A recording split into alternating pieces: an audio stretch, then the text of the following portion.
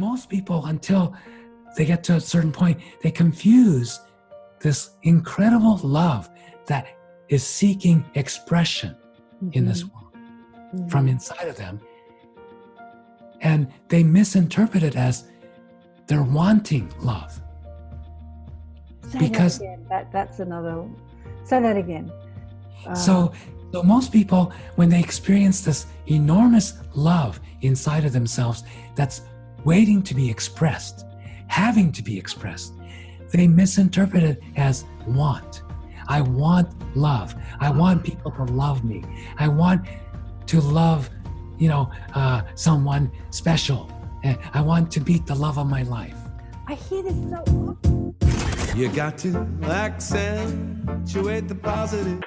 Wow, I feel good. A little bit of feel good goes a long way.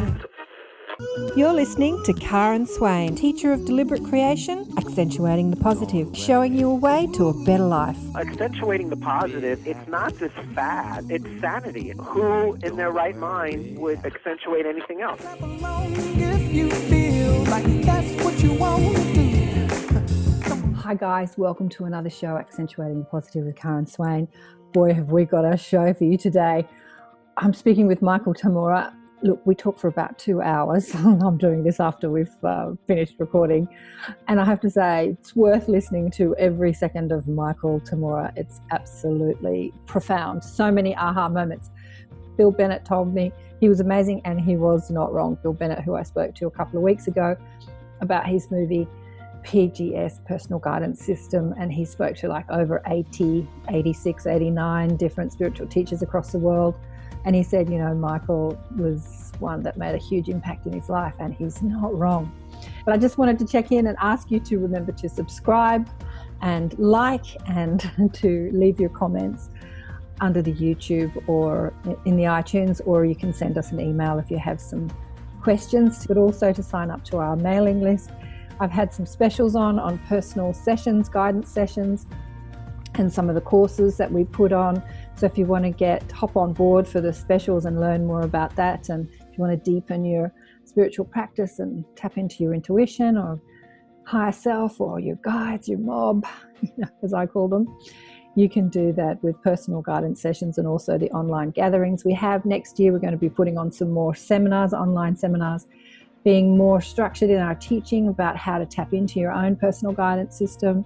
Also, we're going to be teaching more about deliberate creation, law of attraction, how we navigate that, and talk to spirit and all sorts of things next year. So if you want to stay in touch with what we're doing, please go to the website and sign up to the newsletter, karenswain.com.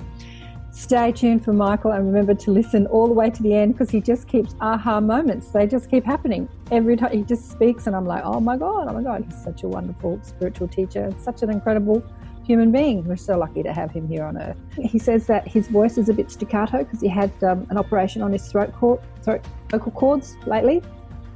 So he says, please apologise, but he says that right at the end, if you stay to the end. So enjoy the show and remember to like, subscribe, join the mailing list. Hello and welcome to another show, Accentuating the Positive with Karen Swain.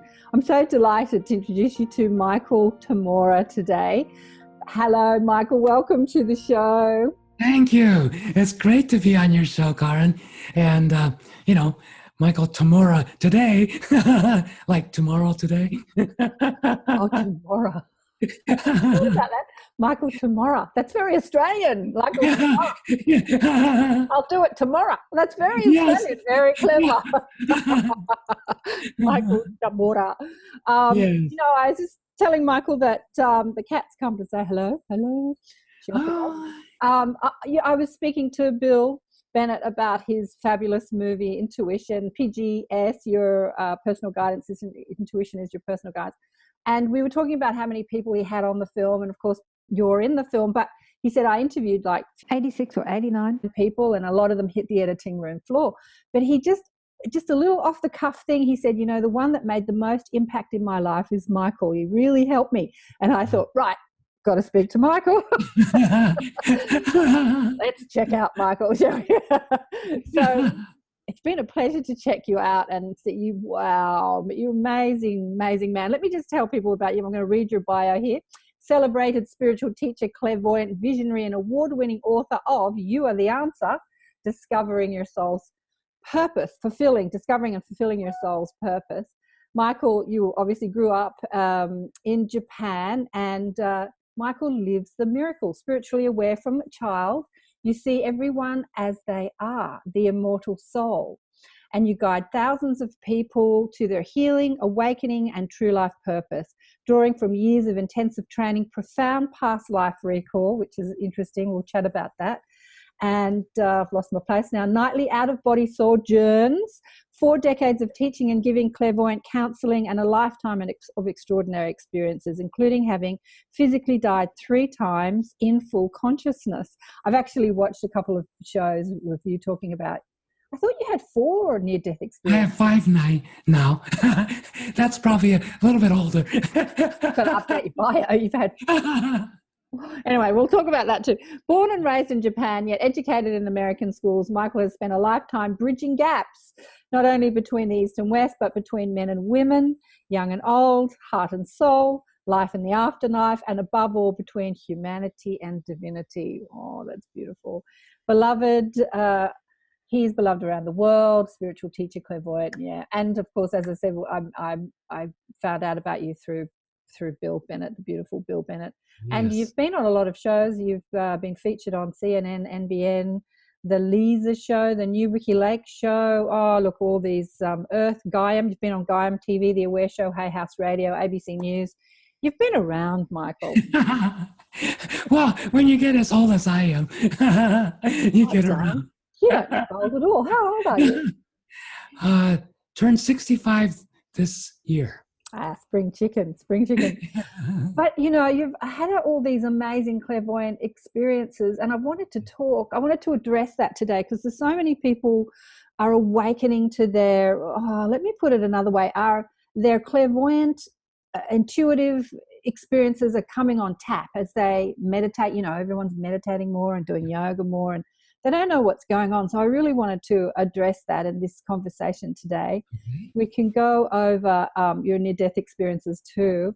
I've told people, because I think I heard this on another show, that your life plan from your soul's perspective had finished during one of those near-death experiences. The first one, yes. And your guide said, okay, you're done, you can come home now. And you said, no, I'm going back, more work to do. Is that right? Well, not quite. It was when I was in excruciating pain. Physically at that time, and I was just getting to that point, and it just went on, and I was curled up, and I said to God, God, you know, I don't know how much longer I can continue like this. And bam, that's the first time I dropped dead. And I was on the other side. Archangel Michael came and escorted me to like a halfway house to like a boardroom where there were, besides him, there were 4 other great beings sitting by this nice, beautiful table. And there was an empty seat for me. I get escorted there. And the first thing they said, it's like total celebration welcoming. And they said, welcome, we've been waiting for you, and you're done. And you've done way more than you've signed up for.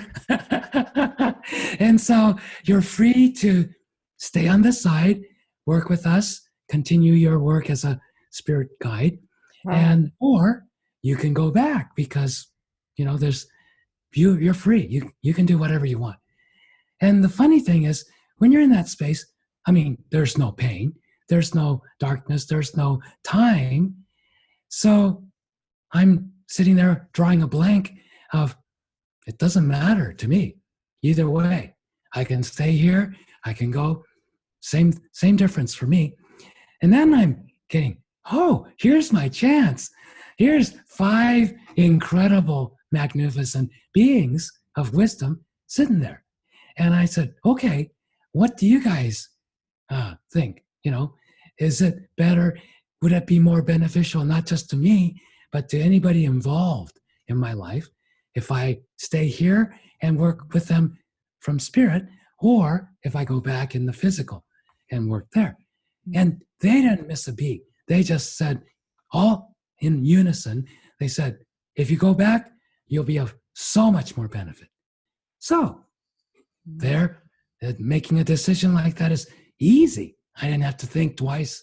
I said, okay, then send me back. But it wasn't until I started to I was escorted back by Archangel Michael again. And as I'm starting to get escorted, then all of a sudden I remember my body and what kind of condition it's in. And I go, oh yeah, by the way, and I'm coming back quickly to here, and I'm turning back to them and saying, I think I'm going to need some help because if I go back in that condition of a body, I don't think I'm going to be of any good to anyone, including myself. And all I hear is, fine. Fine. Yeah, they're very economical. They don't go on and on and on like I do. I go on and on and on. But they just go right to the point. Yeah. But there was all this tremendous love. And so I knew it was going to be fine. I come back, yes, lots of pain.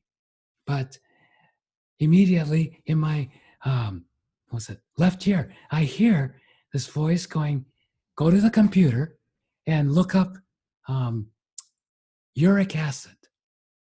And why I was in excruciating pain, I had this thing called traveling gout. It's gout, which is a very acute arthritic, horrible. But the uric acid gets stuck in all the joints and they swell and it's painful. Exactly. For most people, it gets stuck in one joint, like usually a toe. like the lower knee or lower extremities. Yeah.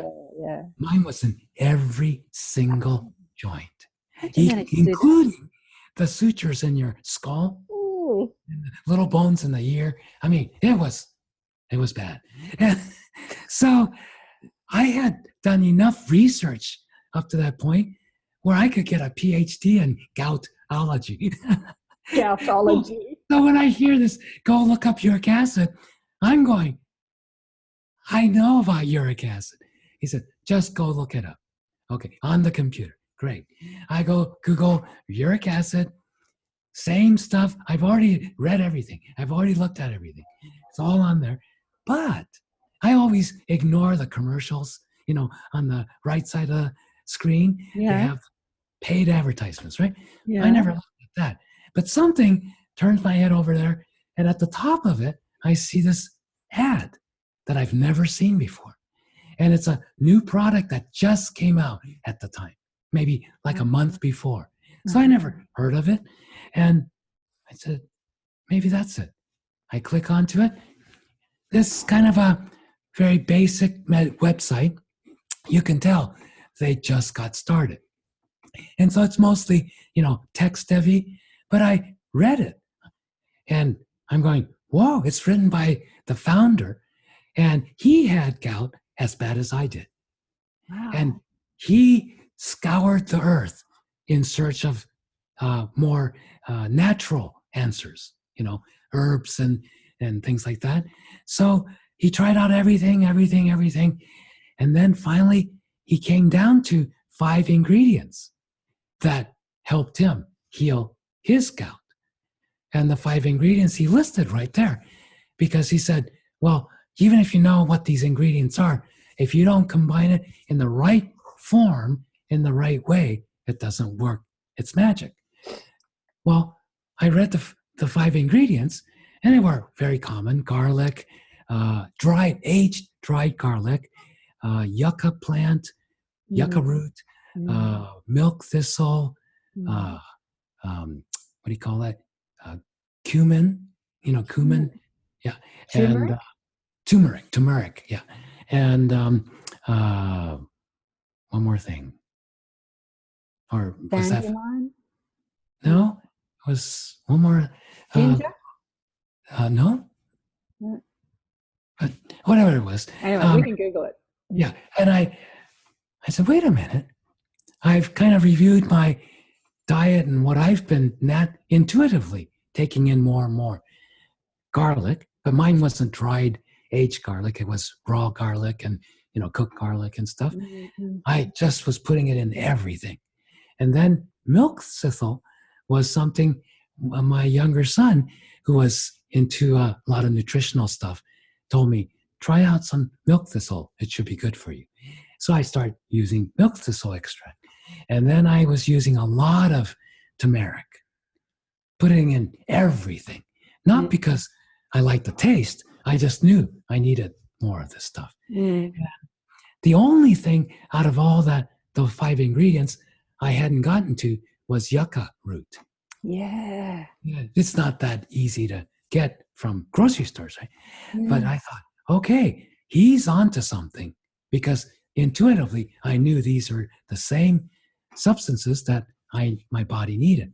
So I ordered the supplement right away, but it's going to take a few days to get here, and then I see in the bottom, after I read everything made sense, and a lot of it was what I've already known from my own research, but it was the first time that I read anybody write about certain things that I didn't know yet.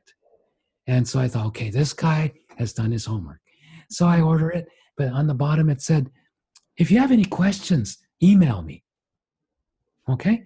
I wrote a full email, 3-page email, describing my experience and what I was doing for it. And at that time, it got to that point, it was so bad, I decided, even if I ate anything that I knew was okay for gout, it went berserk. It was horrible. So I thought, what do I do? And I thought, oh, I could fast. I'll go on a water fast. I know I could do that. There's no problem. It started off good. The first 2-3 hours, I felt lighter and cleaner. But then it came back with a vengeance. It was 100. That's why I ended up dying. It was so bad. But I didn't know what was causing it yet. So I write him, and at the end I said, yeah, and I've been on a water fast for the last 8 hours or so. And it's just, everything is horrible. And he writes right back. I mean, this is like, whoa, okay. And he says, first thing, get off of your water fast or any kind of fast right now.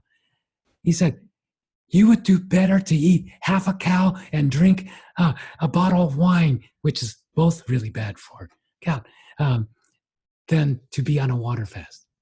And he explains, if you fast, you flood your whole blood system with uric acid because you start losing weight. And you cannot afford to lose weight right now, especially fast. I said, okay.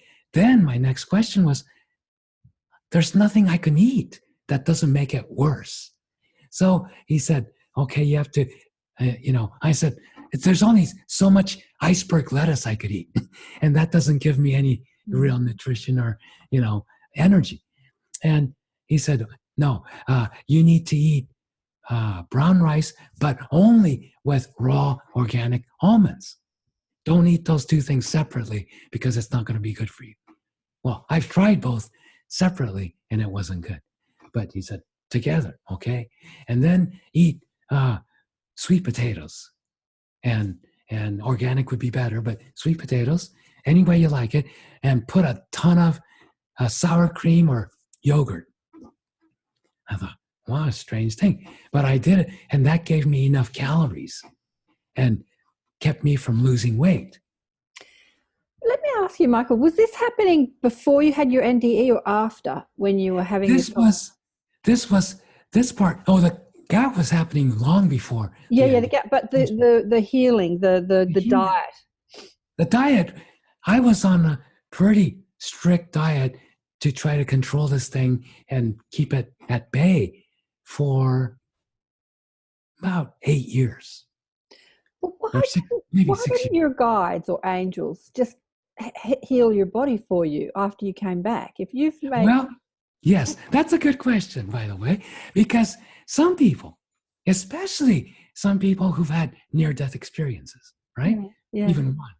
And what killed them was, let's say, last stage, final stage cancer. Cancer. But even if they had final stage cancer, many of them, when they come back, it's almost like not instantly, but within a very short time, cancer's gone. Mm-hmm. Not me. I know. Why? Yes. Yeah. And don't you? You better believe I asked those questions. But I know myself. I'm one of those. See, as a healer, I'm one of those like a Dr. Frankenstein that experiments on myself first. Mm-hmm. I don't believe in animal testing. There's a few people I might want to test it on, but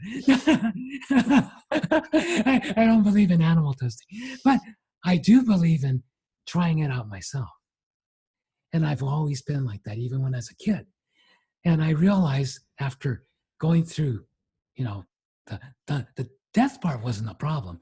The pain, that was very debilitating. And it was really hard. It was almost as if your soul was saying, okay, rather than getting the guides just to fix the body, change the molecules of the body so that it all works out, I'm going to experiment on diet because I can help other people who have gout. So I'm going to find out what works for me. Yeah. And I think a lot of healers and spiritual teachers do that. Yeah. But the spiritual seekers, both those who are seeking healing, those seeking enlightenment, when they see the spiritual teacher have cancer or, drop dead, or very sick in some ways, they get discouraged and they go, God, if this supposed teacher or healer, great healer, is like that, well, what chance do I have? Or is this person a fraud because they can't heal themselves? Yeah. Shouldn't healers be the picture of health? Some are. I've known healers that are so amazingly vibrant, right? Yeah. They don't have one little wart on their body. But healing isn't just about the body, as you know.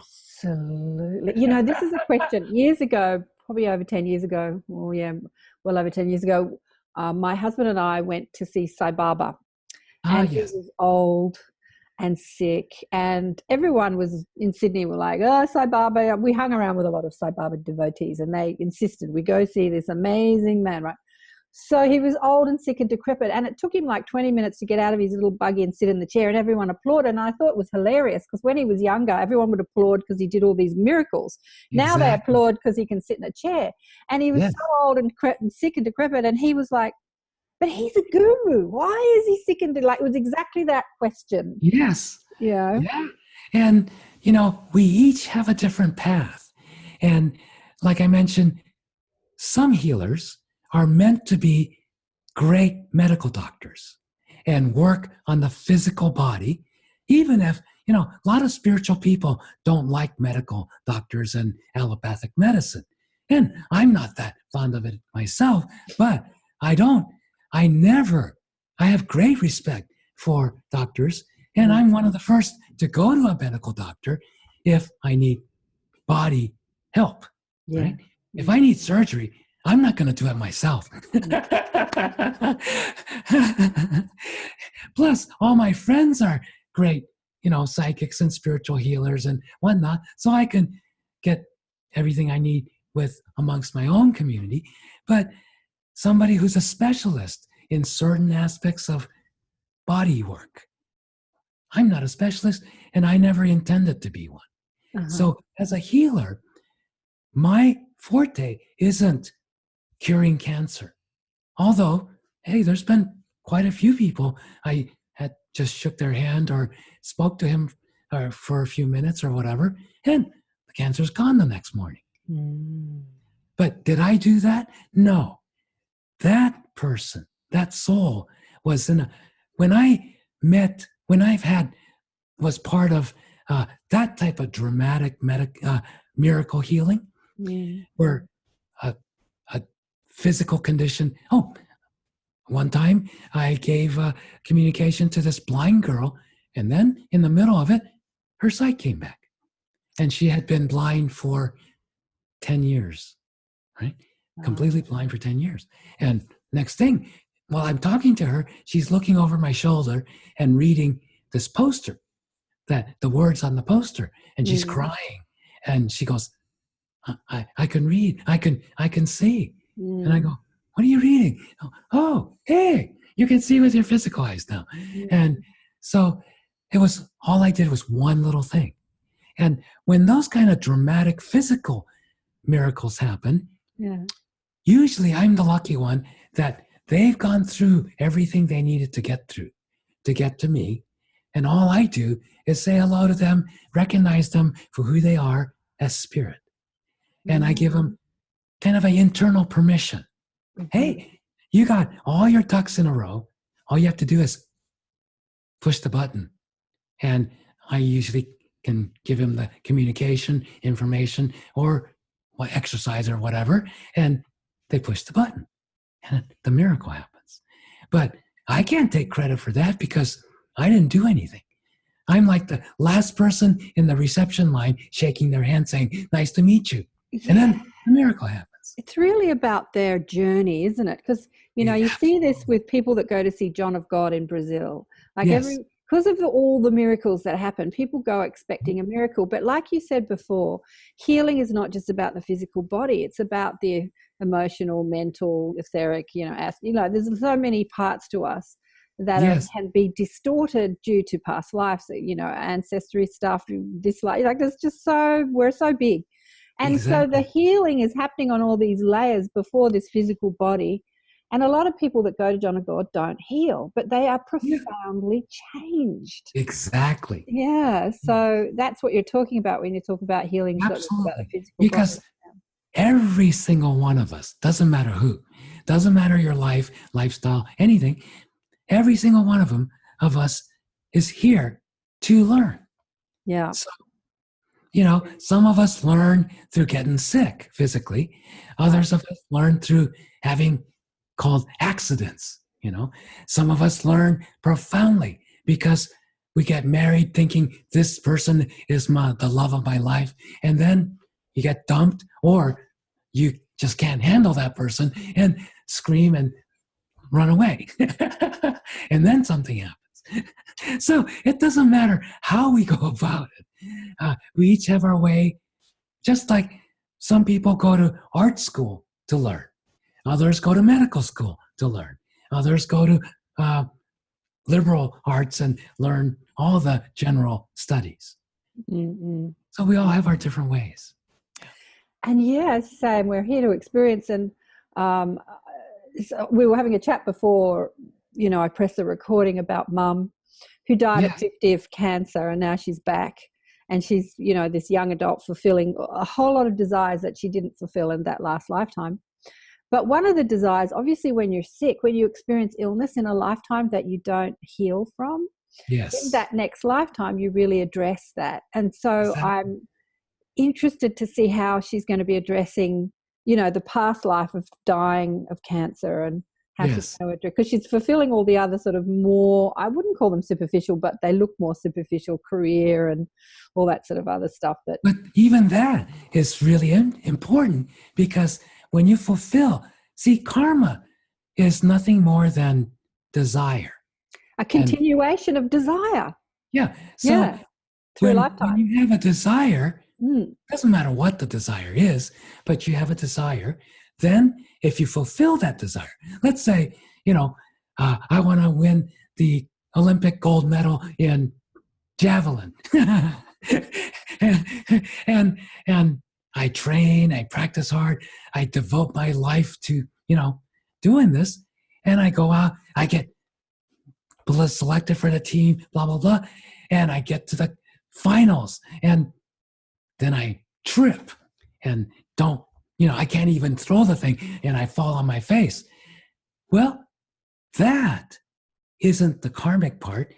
It's how I deal with it, right? So there's been many great athletes doing both ways. One, they go into a black hole, they beat themselves up, they can't stand themselves, they hate themselves for doing all that and then failing at the last moment. And they knew they could have got the gold. they were in line for it. They blew it and they can't forgive themselves. Or some athletes are incredible because that happens. And sure, everyone feels bad at first, but then they get up, brush off the dirt, and attend to the, little cut or what, scrape, put a Band-Aid on it. And by the time they're interviewed, they're going, you know what? Yes, I'm disappointed, but life isn't about getting the gold medal. That's what I learned from this experience. And there's so much more to life. Now, Michael, I just want to reiterate this because that is an aha moment. Karma is not about what happens to you. It's about how you deal with it. Yes. That is an aha moment, that one right there. People think, this happened to me because it must be karma. It's like, no, that didn't happen to you because of karma. It's like, that happened to you because you wanted to know how you could deal with it. Like, how are you going to respond? How are you going to, it's just. See, karma gets a bad rap because everybody thinks of, oh, you were a murderer in your last lifetime. That's why you're having such hard time this time. Yeah. And I was a murderer way back when, but I still have hard time this lifetime. Because what the karma is not being able to forgive yourself. Yes. See, there's no karma when you forgive yourself, others. It's forgiveness isn't one-sided. You can't just go, oh yes, I forgive you, and hate yourself.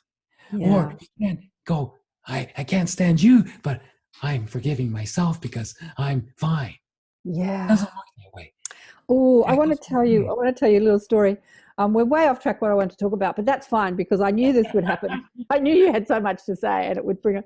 When Mum died, we weren't very happy. I was a teenager. She was a sick woman and we had a lot of fights, right? We didn't hate each other, but we didn't have a great relationship. But after she was dead, I did, I talked to her, and we had that forgiveness thing go on, right? Yeah. So why were you so grumpy with me when I was a child? I asked her, and why did you love the boys more than me? And she said, oh, please forgive me. And she told me all her reasons. So we had it out, right? Yes. And when she came back, and now that she's back, and we have a really close relationship. Yes. So we kind of dealt with the forgiveness before she was even in the physical body. Had we not dealt with it, when she came back into the body, I'm sure that tumultuous relationship we had when we were physical before would probably have continued. At least a little bit, yes. At least a little bit, yeah. It has to come up. See, karma is an opportunity. You get to do it again. Yeah. What you regretted before. So whatever it is, let's say you didn't complete something or you didn't get to that place of forgiveness with your mom before. If you hadn't, and then she just went on, and let's say you were not aware spiritually and just thought everything was physical, gone and all that, then when she came back, you wouldn't know she's your niece and oh, this is, this and that, and oh my God. But you would have a little tension and yes, kind of a minor love-hate relationship at first. Yes. But then, because you're older now and wiser, you might just go, oh, but she's just a baby. She's just a little girl.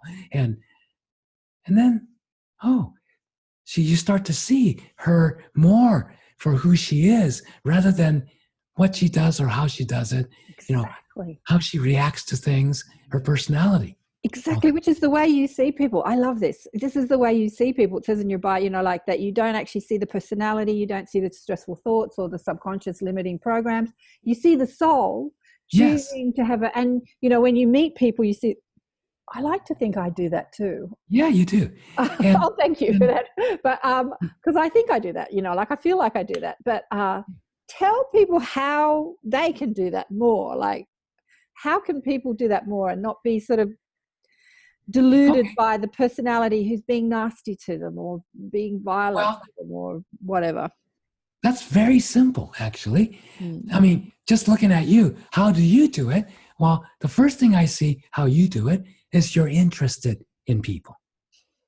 exactly. right? Mm-hmm. And how can we, any of us, be ever interested in anyone or anything if there wasn't love?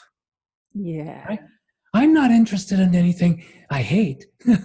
I can't stand. Or even if I'm not interested, I'm not interested. It's just like indifferent, right? But if I'm interested, there's always a component, even a tiny bit, of love. I'm very interested, say, in music.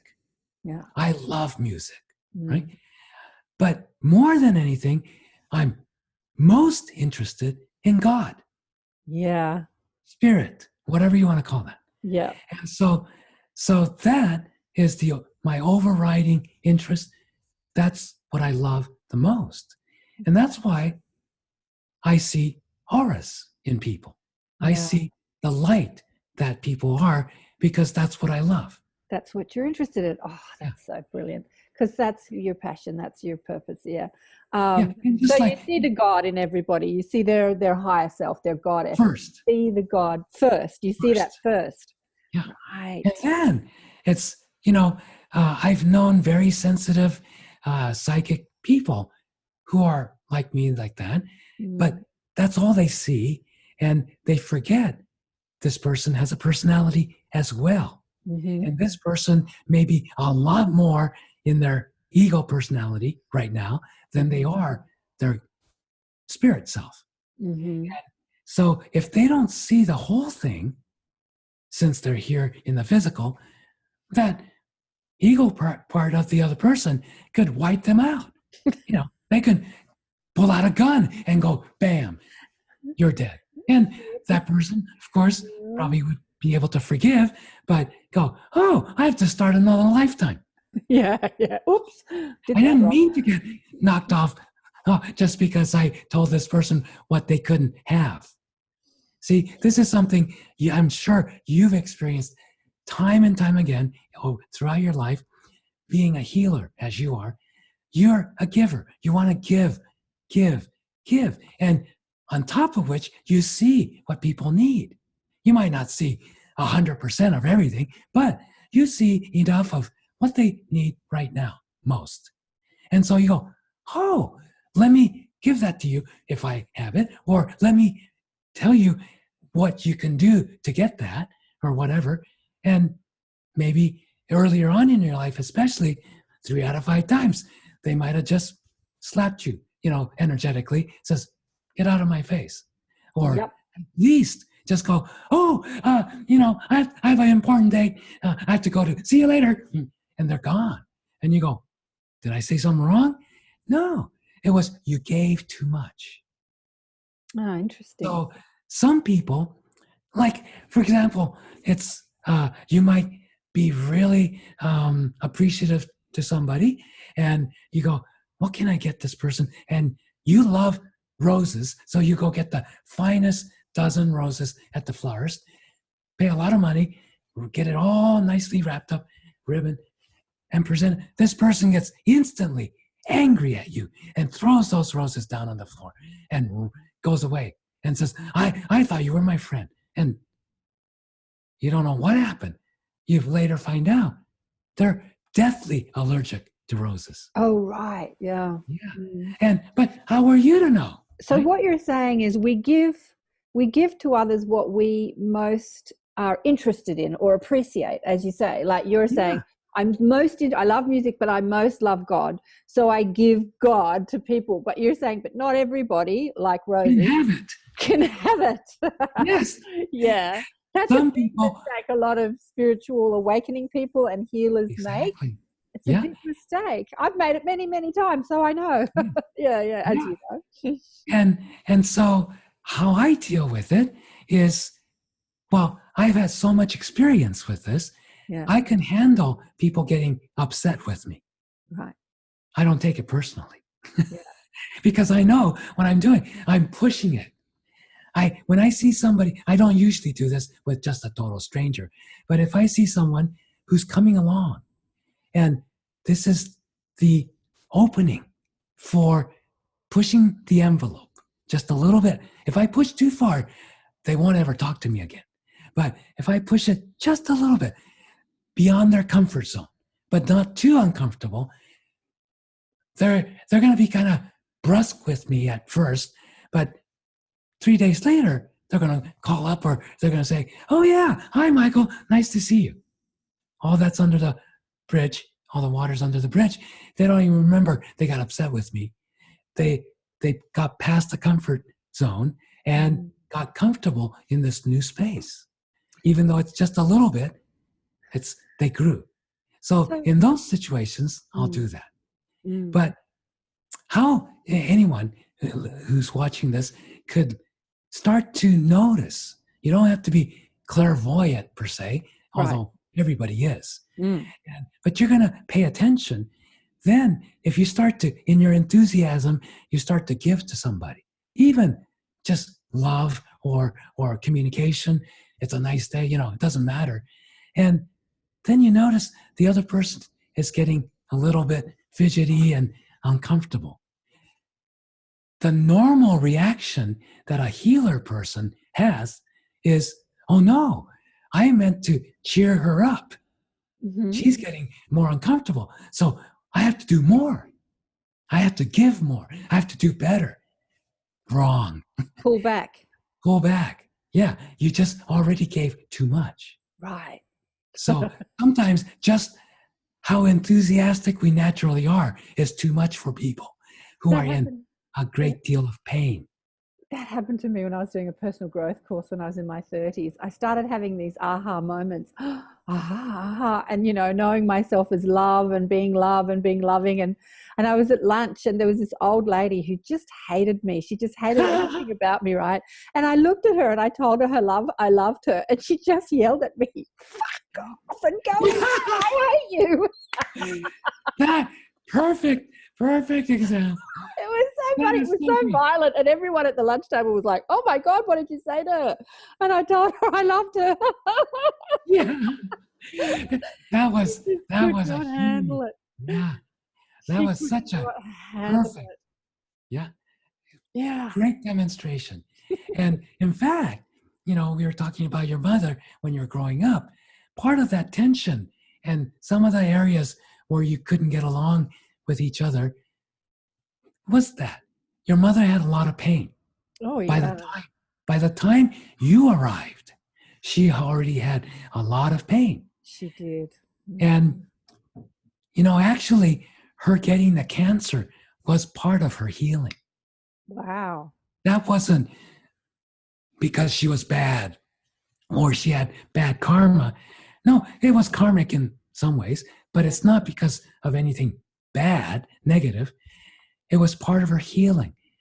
When you're able to really confront, look at with compassion the pain that you've carried in not only this lifetime, but in prior, but even just in one lifetime, especially as older we get, we collect a lot of that. Some of it's not even ours. The pain of our parents that we couldn't heal.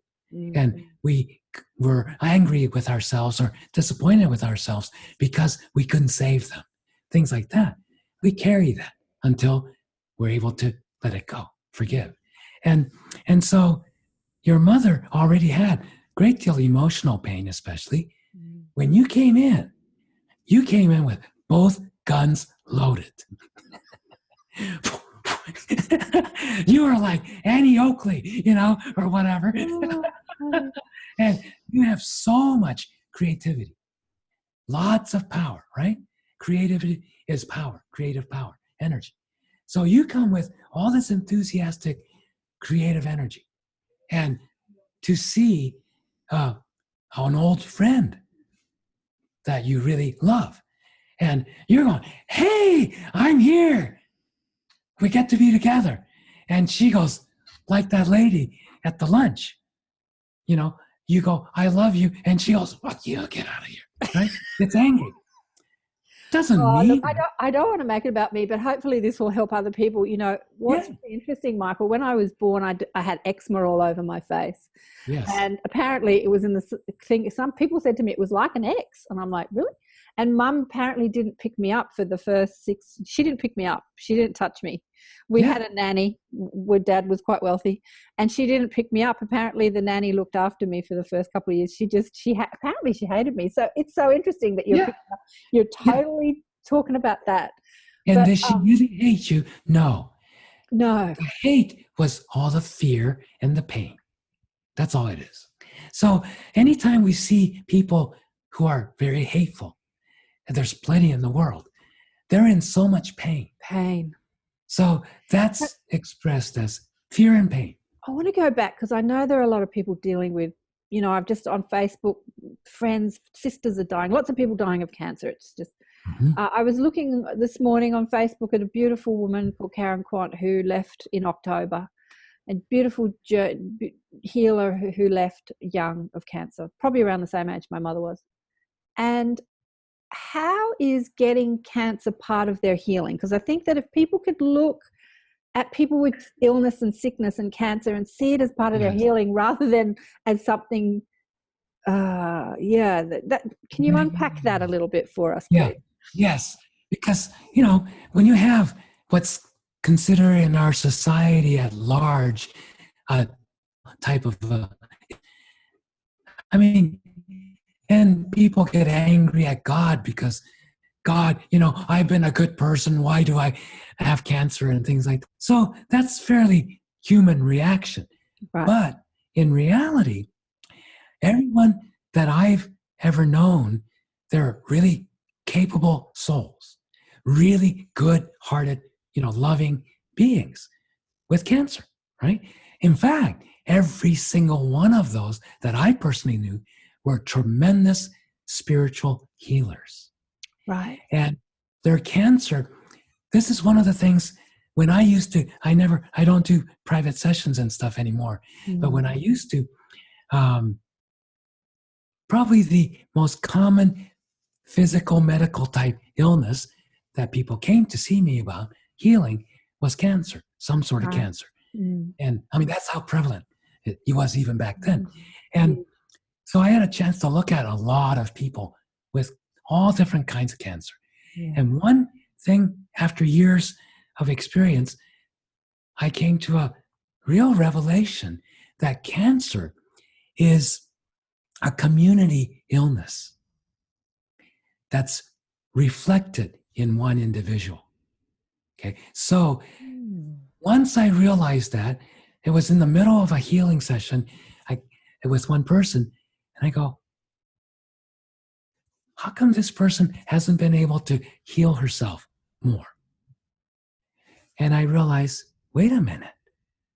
The last 3 people I looked at with the same, not the same kind of cancer, but same degree of cancer, and having the same degree of, difficulty, they're all living in isolation. And the sicker they got, the more they pushed everybody away. Because each one of these people were givers.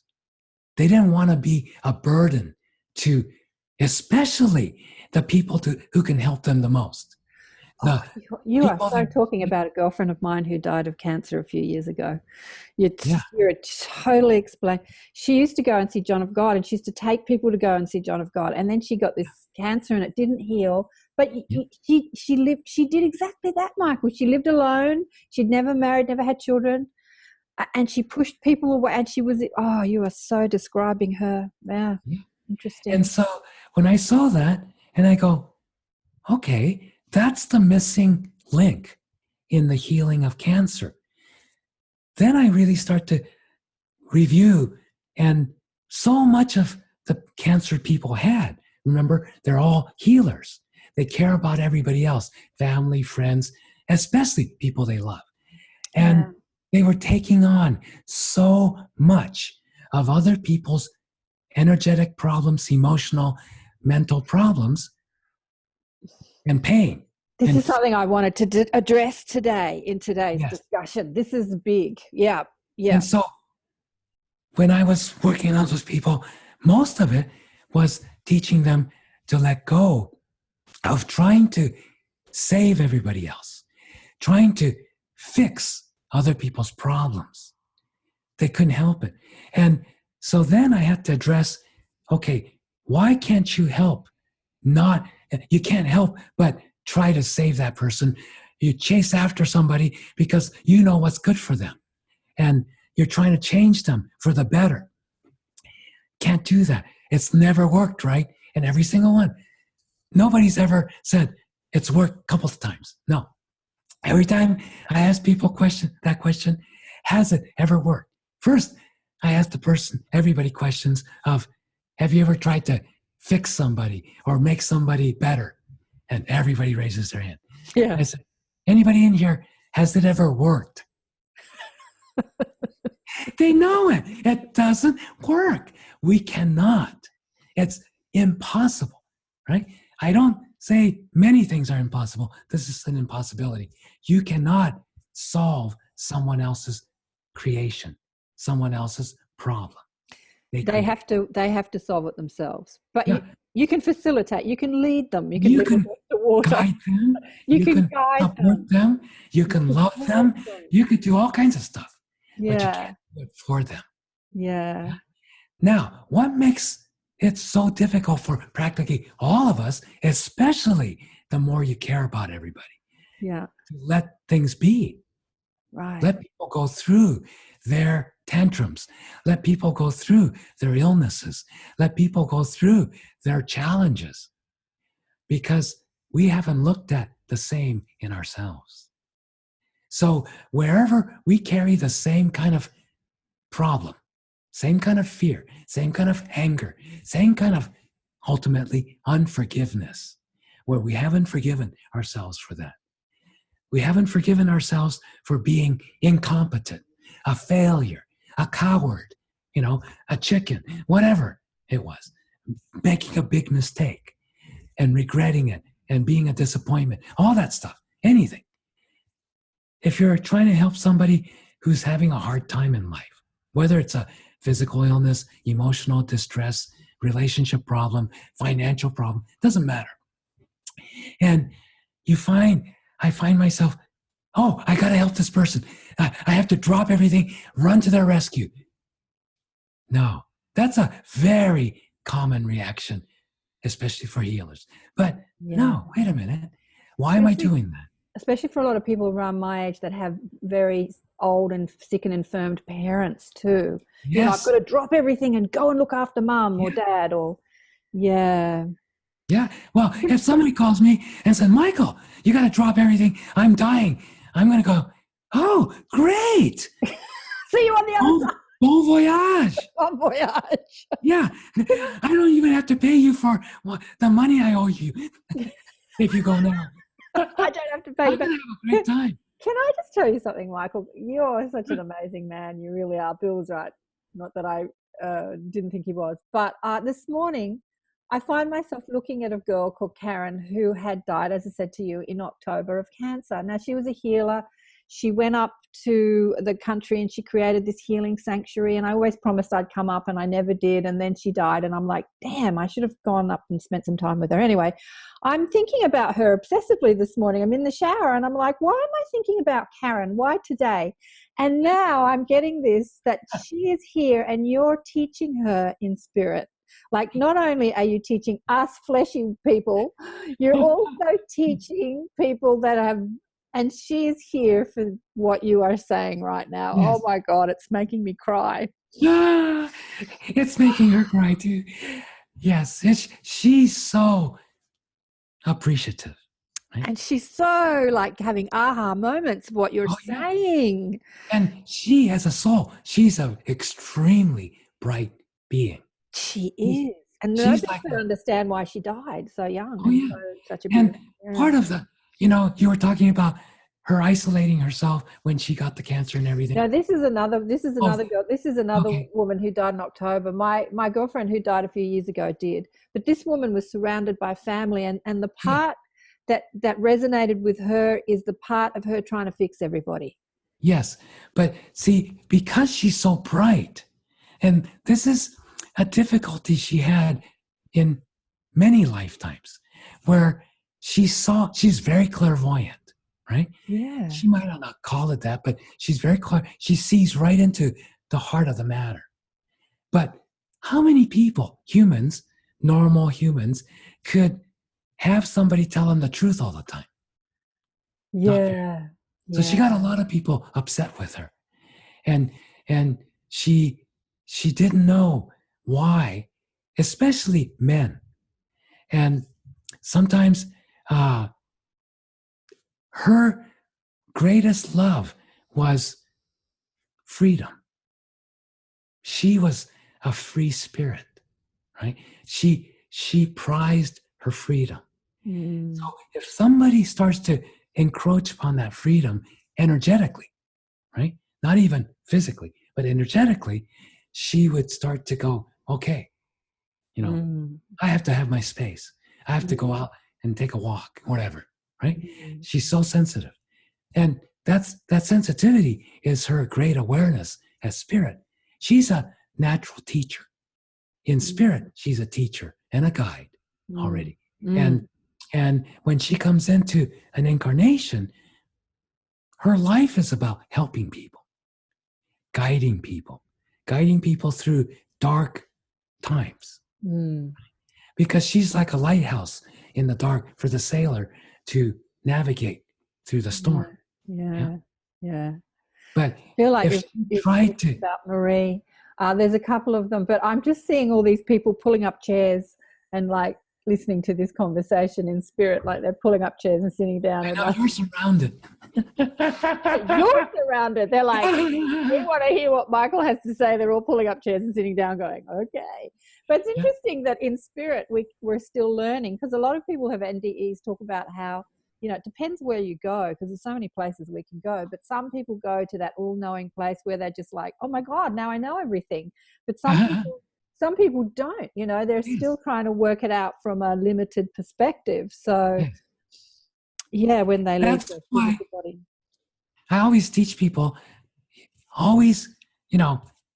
if you don't enjoy life, at least enjoy not enjoying it. Because you don't want to be crossing that street on your fateful day when you're going to get run over by a truck. If you're being a sourpuss, if you're grouchy, that's the consciousness in which you leave. You don't want to go that way. I'd much rather be laughing all the way to my grave than to the bank, right? A lot of people want to be laughing all the way to the bank, but they're not laughing when they're not going to the bank, or their bank is now gone. But you want to be enjoying life no matter what condition your life is in. Yeah. Everyone tends to judge themselves by the conditions in their lives. So, of course, starting with the physical body, if you're injured or have an illness, oh, you must be bad and you have a bad life. That's not true at all. Some of the greatest people who have ever lived had injuries or physical defects or some kind of, physical level condition. Absolutely. Helen Keller, just went off. I talked about this the other day. Nick Vujicic, he's got no arms, no legs, no worries, mate. Exactly. Terrific. Amazing. He's got such a great sense of humor. No arms, no legs, no worries, mate. Australian guy. But, I'm just thinking about this burning off. There's a woman that was interviewed on some show who had cancer. And I remember it was a mainstream news show. They were saying, why are you so happy and you've got cancer? And she says, well, I don't feel unwell, but I've been diagnosed. But she was happy and she was enjoying her life. And she was such a great example. She was on mainstream news and they couldn't work it out. Like, you've got cancer and you might die in a minute and yet you're so happy.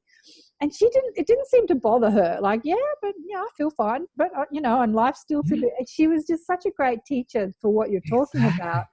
Yeah. And as I think of her, it's like her body is kind of burning off off some karma or whatever. And there's that beautiful saint, the hugging mother, Amici.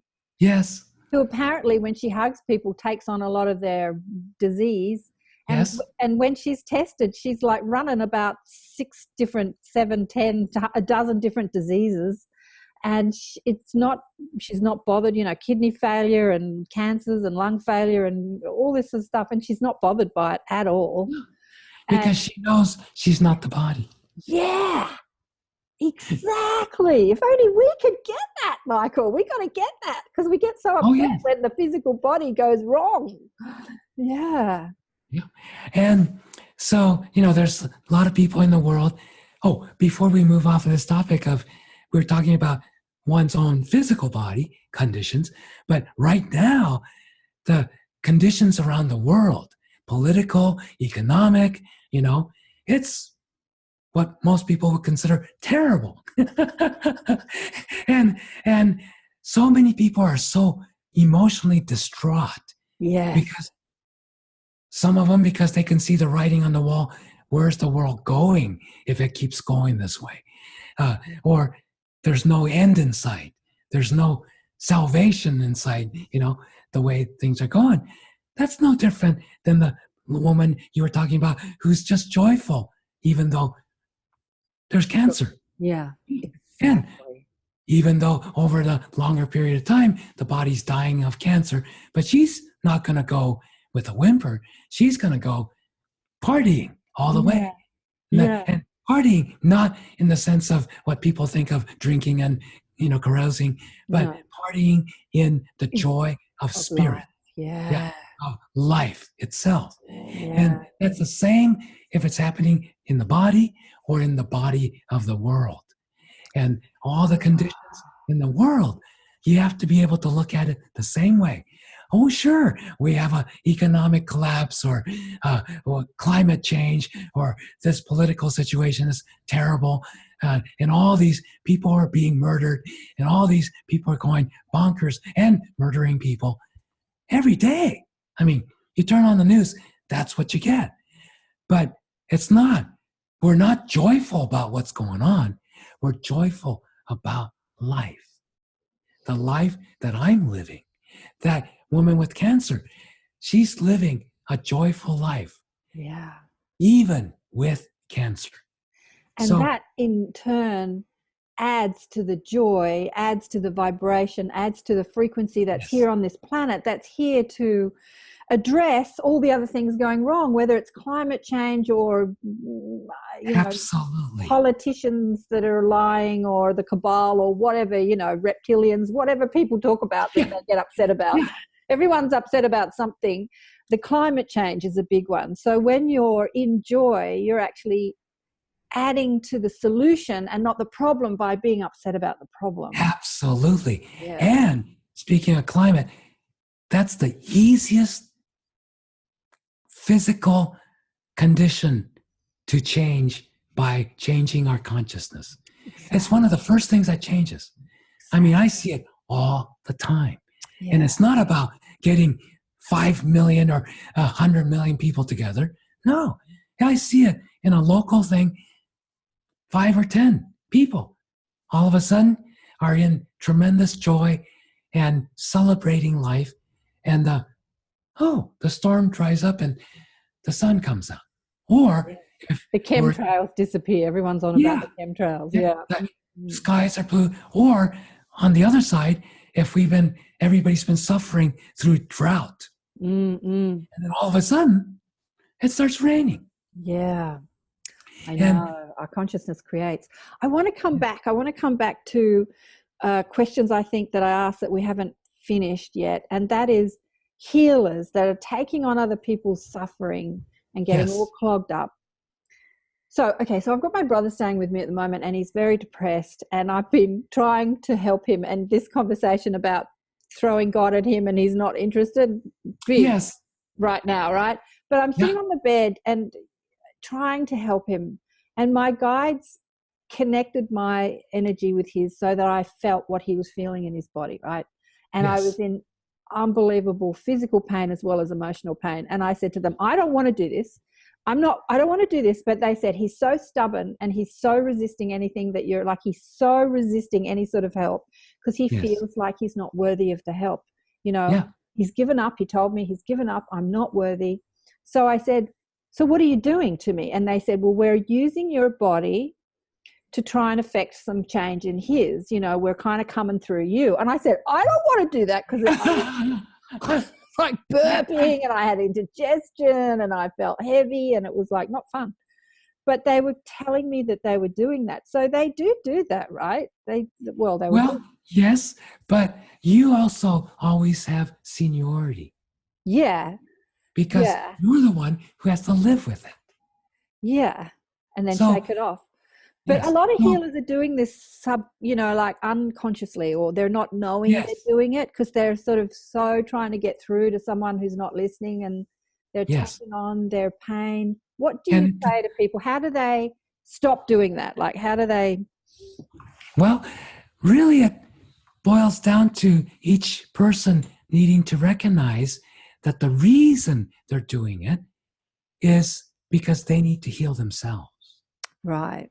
They see in the other person, and they feel in the other person the same pain that's inside of them, the same inability to forgive or unwillingness to forgive within themselves.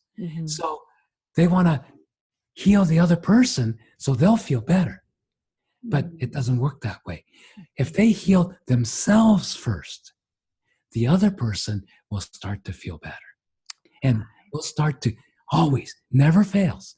When you heal yourself, the person you're closest to starts to heal in the same area, even if neither of you knew that before. Yeah. It's an amazing thing. And the ultimate, the bottom line of healing is, okay, it doesn't matter what people think of. Every one of us has a different concept of healing. But pretty much the bottom line is, when any of us seek healing or think of we need healing or we want to give healing, it's about improving the conditions of one's existence, right? Yeah. Emotionally, physically, mentally, economically, whatever. Yeah. So we're talking really specifically about conditions of life. Body or the world, conditions of life. And so then what changes those conditions of life? What becomes what we experience as conditions of life is, like you said earlier, consciousness. So the conditions of life in our personal lives, like in my life, my personal consciousness plays the biggest part. It's not the only part, because there's a lot of people in my life. But my consciousness is the bottom line for my life and how I experience it. I'm living my life. Raphael, my wife, we're almost together 24/7 all the time. So she's experiencing my life, but her experience of my life is different than my experience of my life. And so, just like, when I was joking around, but it's not untrue. It's when I've had people calling me, the doctors, the experts at the Mayo Clinic said, I have less than a month to live.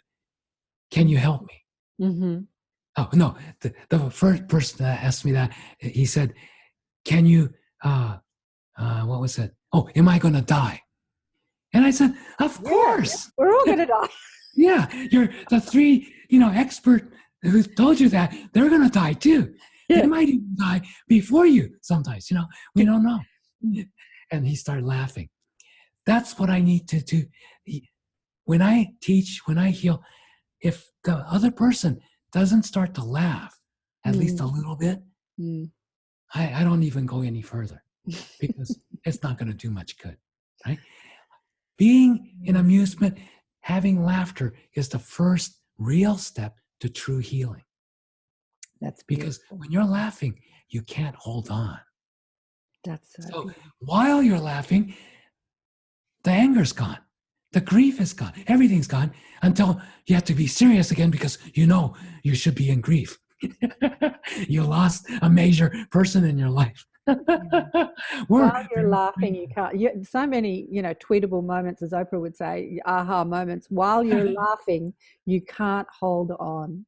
While you're laughing, you can't hold on. It's so true. I mean, it's almost literal. That's why so many people, if they just laugh so hard, they wet themselves. They couldn't hold on. Yeah. But, when it comes down to it, if I had a choice of wetting myself or laughing, I'd choose laughing, any day. Yeah. So whatever happens as a result of that, it's good with me. Okay. Right? So for people who are taking on, because I think that happens with a lot of healers, definitely me too. I forget, because I'm talking to people often when I'm having conversations for the show. I don't really call them interviews. I call them conversations. There's like a healing exchange going on there with people often, and not with you today. I'm feeling being completely healed with you. Like the healing exchange is coming from you to me. That's real healing exchange both ways. But often it's people are scared to share their stories, and they've had amazing near-death experiences, and they're terrified. There was one young Australian girl who was terrified to share it, but she knew she had to. And everyone under the YouTube comments was judging her for being so strange, but she's just sort of terrified that people are going to judge her. So anyway, it's interesting. But so how, as healers, when we're taking on other people's stuff, what would you say to people to sort of clear that? And how do they know that they've, a lot of healers I know are always talking about exhaustion. I'm exhausted. Yes. And that's probably them taking on a lot of people's stuff, right, Michael? Because exhaustion means your access to your own vital energy force has been obstructed. Yeah, diminished. If you take on other people's energy, it doesn't metabolize. You can't digest it. So it just sits there. And let's say, just on a mechanical level, here's you needing energy. Here's everybody else's energy. Here's your energy source. You can't access it as much. So you're tired, right? You're not replenishing. So number one, the first thing I always teach people is to ground. And grounding, very specific kind of a grounding. It's grounding, you imagine a tree trunk from right above the tip of your tail, where your first chakra is. So most spiritual healers and people interested know what a chakra is, but imagine connecting that first chakra to the center of the earth. Then that is very mechanical thing where it's just like the third prong of a grounding plug on an electrical appliance. Why do they have that? So if there's a sudden surge in the energy, it's not going to damage the appliance. It gets grounded off, the extra. So the same idea. This grounding cord grounds off all the excess energy you take on from other people. That's number one. So that's going to immediately lessen the amount you take on and keep. So the next part, once you're grounded, is practicing what we call being a body of glass. I like to actually think of it more as a body of air, where everything passes right through. Yeah. The glass idea comes from my teacher, who used it as an analogy of sunlight passes through uninterrupted, through a clear glass. But a wall blocks it, right? But a glass lets it pass through. So he got the idea of, okay, if you imagine your body being not solid and dense like a wall, but just clear like glass, everything, all the energies, good or bad, passes right through. You don't hold on to anything. Or even like steam. Yeah, just passing through. Passing through. And it's interesting what you said before about when people are trying to heal others, and they usually, if it's sticking, like if it's not passing through, it's because it's sticking to you, and that part of you that you need to heal. Yeah. That unconscious part of you that holds the pain. Yeah. Yeah. It's so that's why we don't recognize it at first, because we're unconscious. It's unconscious. It's not within our view of consciousness. It's underneath it. It's in the dark. So then how do we become aware of what we're not aware of? Yeah. So exactly. Yeah. that's the part where you started the show with the PGS, personal guidance system. That's the term Bill Bennett came up with, because it is intuition. It is everyone's guidance system. So, but in order to really live by intuition, we have to let go of trying to intellectually, figure everything out and control it intellectually. So that's the first thing a person has to give up, is not letting go of trying to intellectually figure out what's wrong with this person, what's wrong with me, what's going on, I have to figure this out, and am I going to do this and this and this and this? That's all trying to totally control, and that's always coming from that unconscious fear. Pain, fear is always stuck together, and that unconscious pain and fear is dictating. Got to keep it out here in the intellectual, separate from who I am. Yeah, and okay, I don't want to go anywhere near that. But once you let go of trying to figure it out, every time you notice the impulse to try to figure it out intellectually in your mind, just go, okay, consciously decide, I'm going to let go of trying to figure it out. Okay, I'm going to go in to the center of my head, not to be analytical, but to just be quiet. Because in the center is the same as the center of anything. It's pure spirit, neutrality. It never changes. So you always know when you close your eyes and be in the center of your head.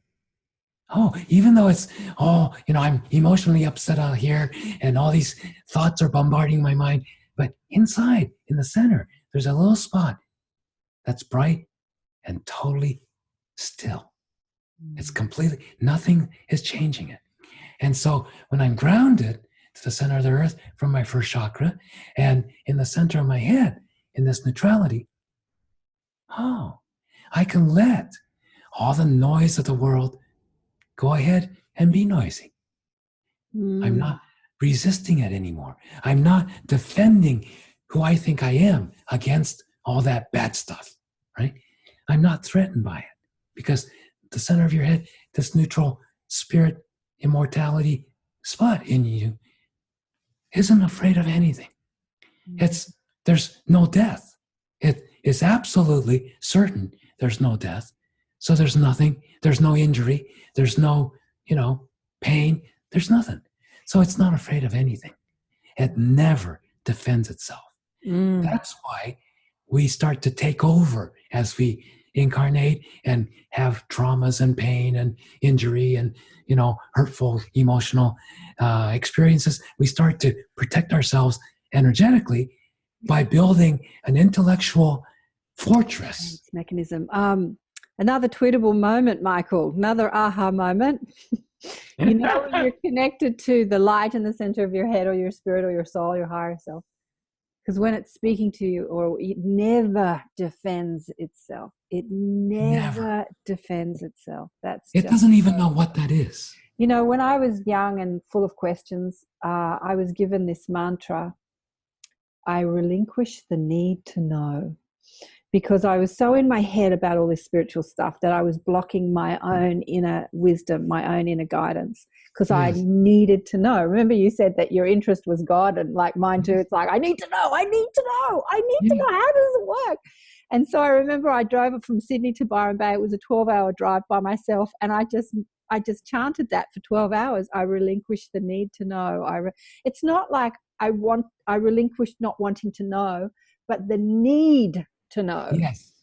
Yeah. And because your spirit already knows, so you don't need to know.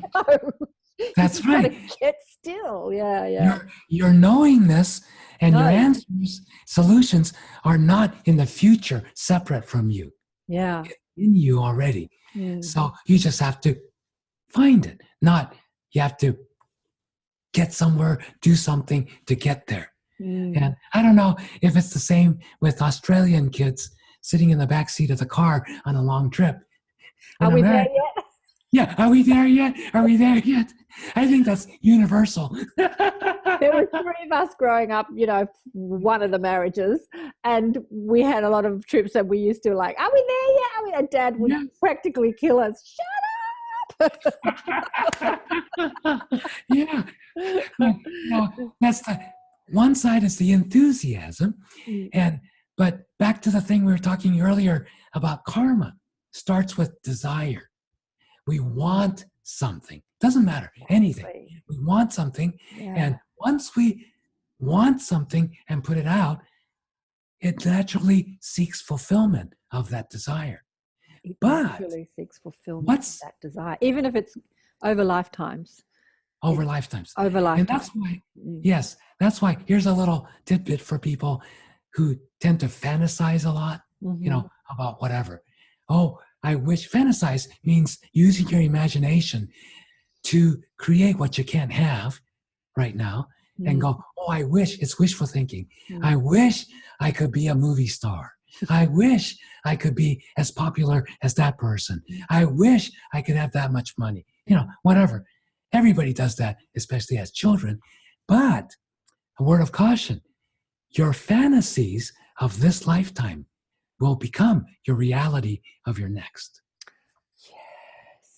Yes. And I'm seeing that with my mother. It's so interesting. I could talk about that.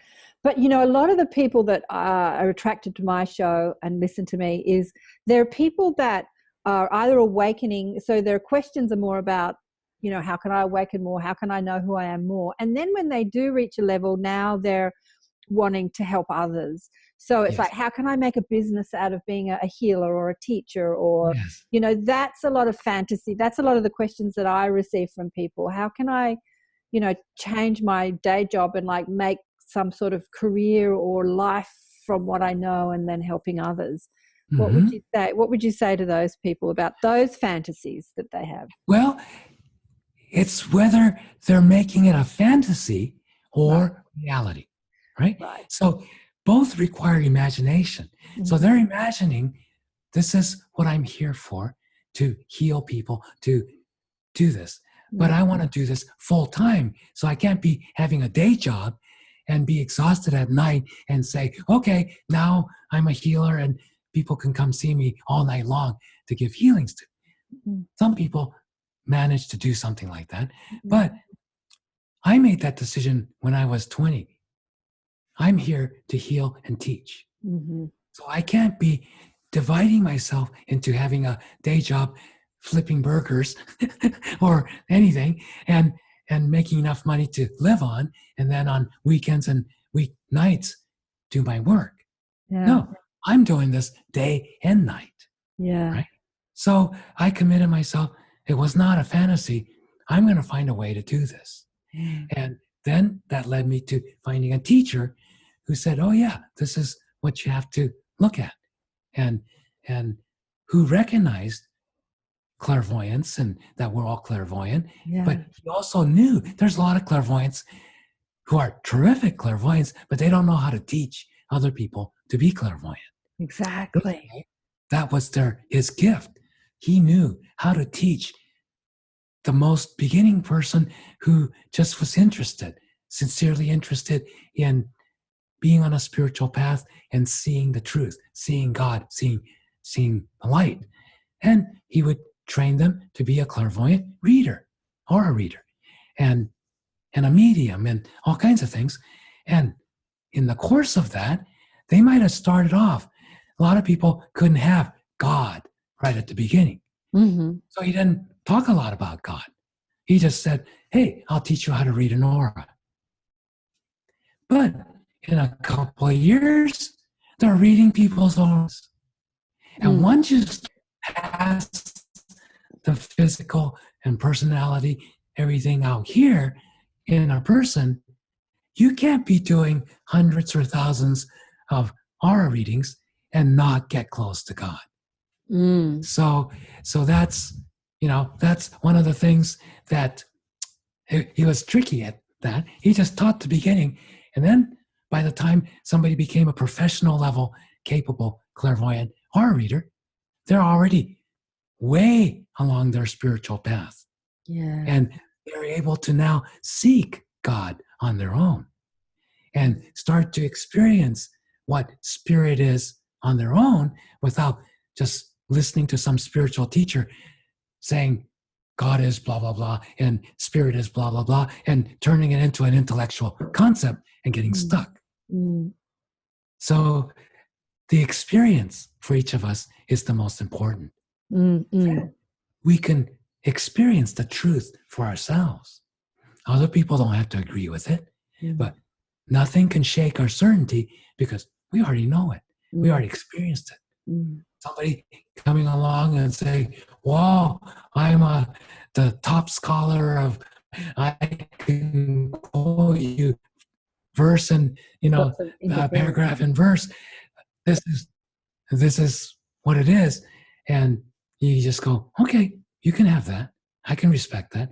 But this is my experience. And until I have a different experience, I'm going to go with this.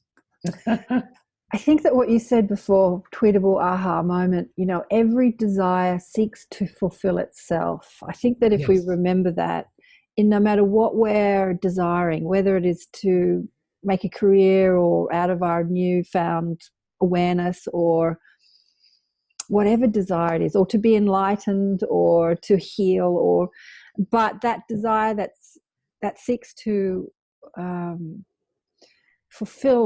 be fulfilled, it might happen next time. I don't know, because rather than think, yeah, it's going to happen. But because I think that, as I was saying to you before, when Mum was alive, she used to complain about having pale skin and thin hair and small boobs and being too tall. And she just had all these I wishes, something that she never felt that she could fulfill. How am I going to shrink? Well, a lot of people do shrink when they get older. And how am I going to make bigger hair and get bigger boobs? I mean, you can fulfill those in life. You can have implants and all that sort of stuff. But they have all been fulfilled in this next life. And so it's so interesting as we create desire in our lifetimes that we do fulfill them. Yes. But the only, the downside of that over lifetimes, like I said, your fantasy of this lifetime, if you don't fulfill it this lifetime, becomes the reality next lifetime. But I like to use the example of, let's say, a woman who grows up on a South Pacific island in the tropics, where if you're not 400 pounds, you're ugly. Right. That's the culture. And she's a little twiggy in that lifetime, and she just, no matter how much she eats, she can't gain any weight. And she's the ugly duckling in the whole society. And she prays and wishes, fantasizes to be 400 pounds. And then next lifetime, she's born in Hollywood. But she's 400 pounds as she grows up. Right. And in Hollywood, if you're not a stick, you're not beautiful.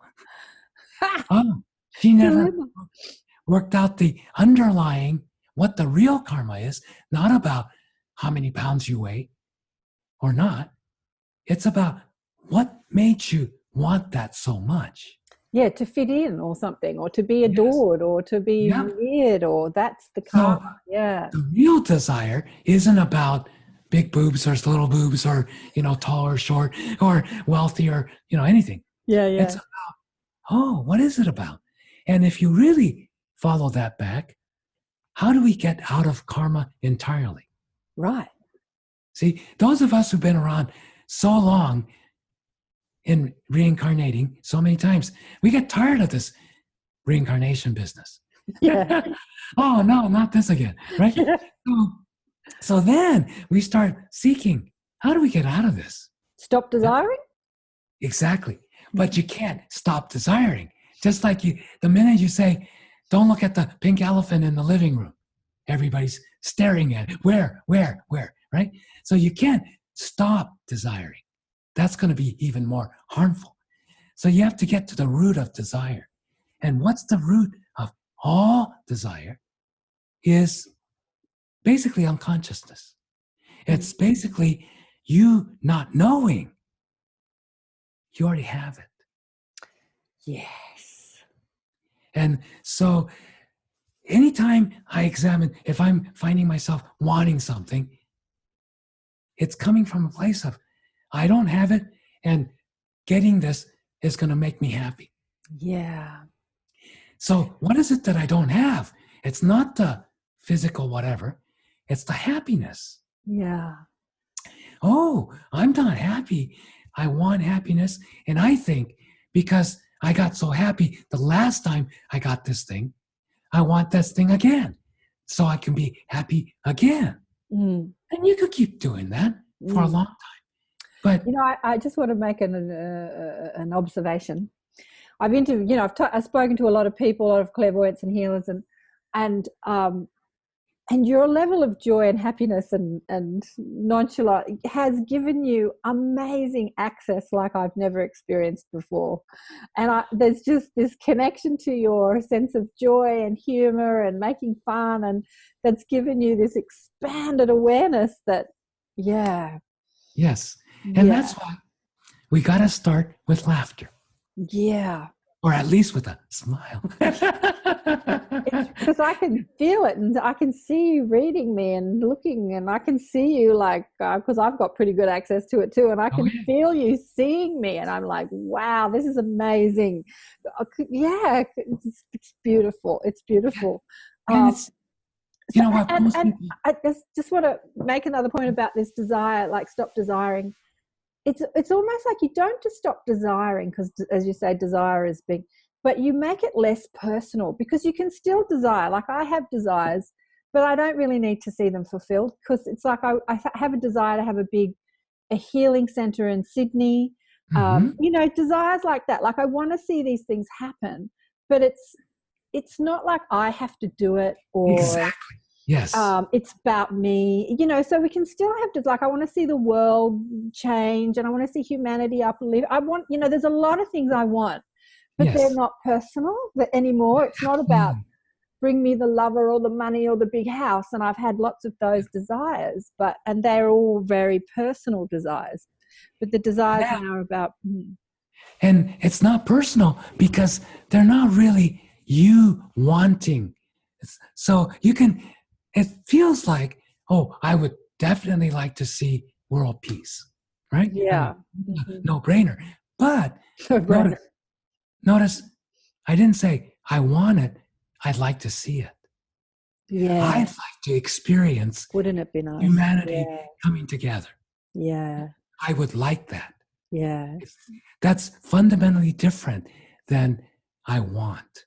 See, want, the real desire comes from lack. Yes. And I said it comes from unconsciousness, because the only time we experience lack as real is when we're unconscious of who we are. Ooh, another aha moment. Say that again. Okay.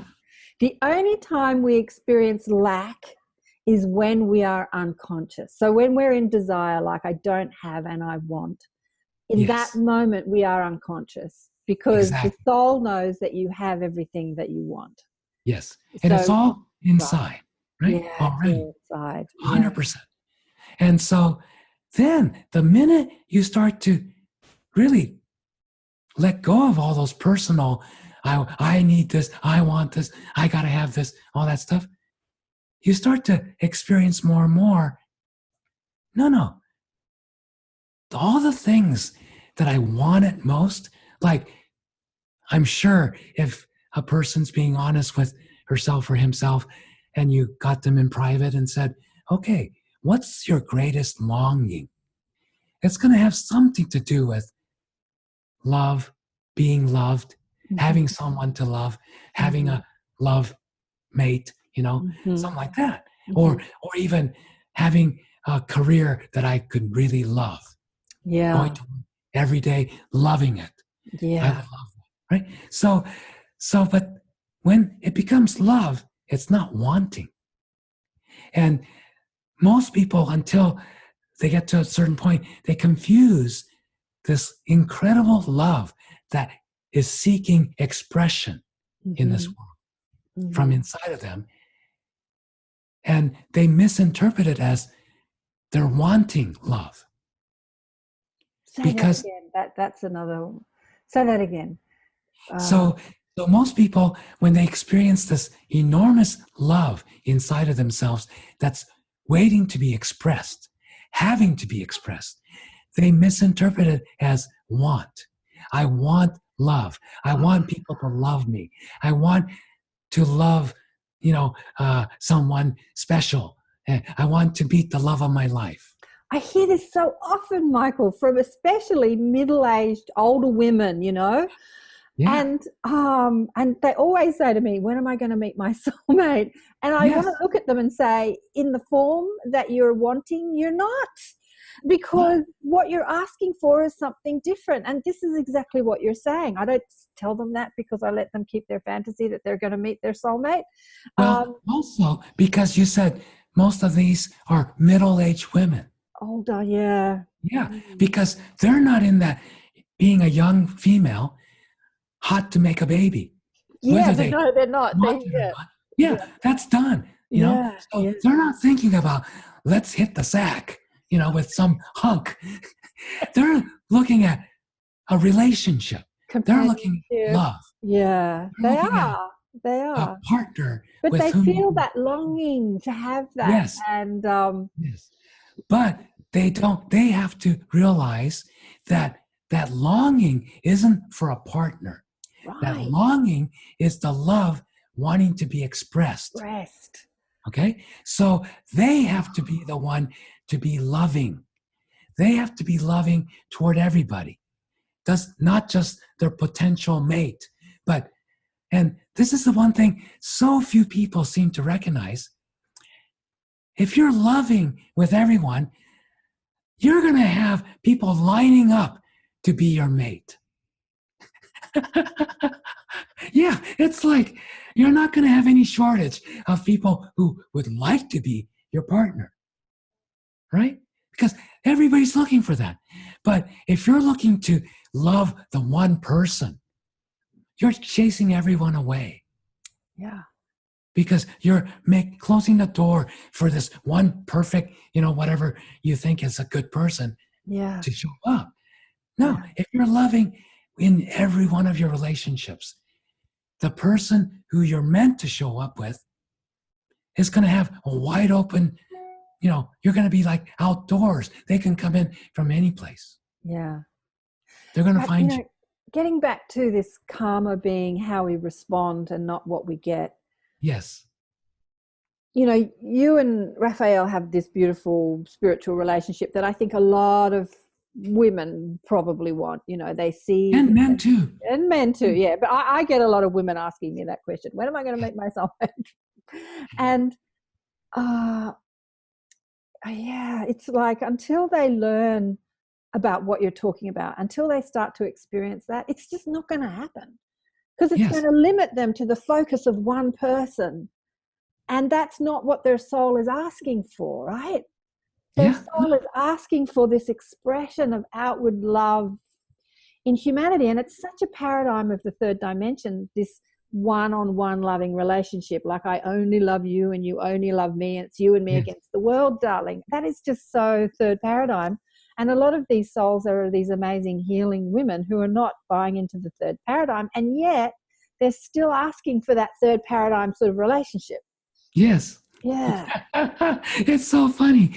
And here I'm aware a lot of times, especially when we're out in the public together, and like you say, they're all looking at us and go, oh, I'd like to have a relationship. I want a relationship with a partner like that. Yeah. But nobody ever comes up and says, Michael, what makes your relationship with Raphael so incredible?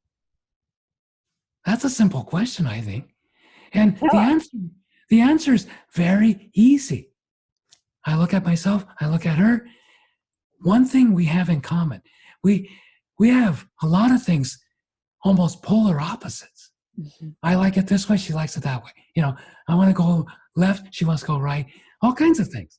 And but that's not what the relationship's about. The relationship is formed because I have this total certainty. I could have a loving relationship with practically anyone. Yes. She has the same. Yes. There you And we just go, but hey, you're the one I'd like to have that with. And why we know we can have it with each other is we know we each are in the place of, oh, if we bump into an obstacle or a tough spot, or let's communicate. Let's work it out. It's not, oh, I'm tired of you already. I'm going to go find somebody else. It's, hey, why ruin a good thing because we don't agree on one thing? Or I happen to not like that and you happen to like it, or whatever. Or you want to do this, I don't want to do that. Let's talk about it. Let's work it, figure out, okay, let's create it so we can both be who we are. Yeah. And we can both have what we need to have to fulfill our purpose in life. Mm. But the other part of it is both she and I have known from the time we were kids. Whoever we partner up with, we have to be partners in everything, in our work, especially our spiritual work. Yeah, exactly. So, And you do, and you guys have a great radio show, which I've been listening to. What's it called? I haven't got it up here. Living the Miracle with Michael and Raphael Tamura. Living the Miracle. And you discuss all these things that we talk about. But there was something I wanted to discuss with you specifically today that we haven't got to. And I know we're kind of running out of time. But I'm going to chat with Raphael in a few weeks in December. Yes. We're going to talk about her and her psychic abilities and her work. But I really want to be specific with her because she's an animal communicator, and she talks about with animals with spirit and the reincarnation of animals. So her and I are going to have that lovely conversation about animal spirit. And because so many people, I think the grief over animals can be worse than the grief over, so we're going to clear up a bit of that. But, I wanted to talk to you about people perceiving, a lot of people who start to have, their psychic abilities get online, and they worry about souls attaching to them and hurting them. Right, they kind of worry about denser disincarnate spirits. And something happened to me in the shower the other day, which was amazing, that I wanted to share with you and talk about. So a few months ago, my eye was hurting up in the corner here, and I started getting these nosebleeds. And I got them, they were coming frequently, like 2 or 3 times a week, and then. Probably the last one I had, I woke up in the middle of the night because I had this nosebleed, and I thought about it on a healing perspective. I'm thinking, the blood vessels in and I'm thinking it from a healing perspective. What's going on? Yeah. Mm-hmm. And then I think it might have been in the shower that morning after that night. I woke up in the middle of the night where I have a shower thing, and I put the water on my face like this, and I had this image. It was like a horror story of this person whose face, it was like, to me, it looked like somebody had shot their eye out, right? Yeah. It was like this, it scarred over, but it was this horrific looking face. And I remember I opened my eyes and took the water away, and then I went, wow, what was that? I put the shower back and shut my eyes again, and there they were again. And I knew immediately that my eye that had been sore and the nosebleeds was this person. Yes.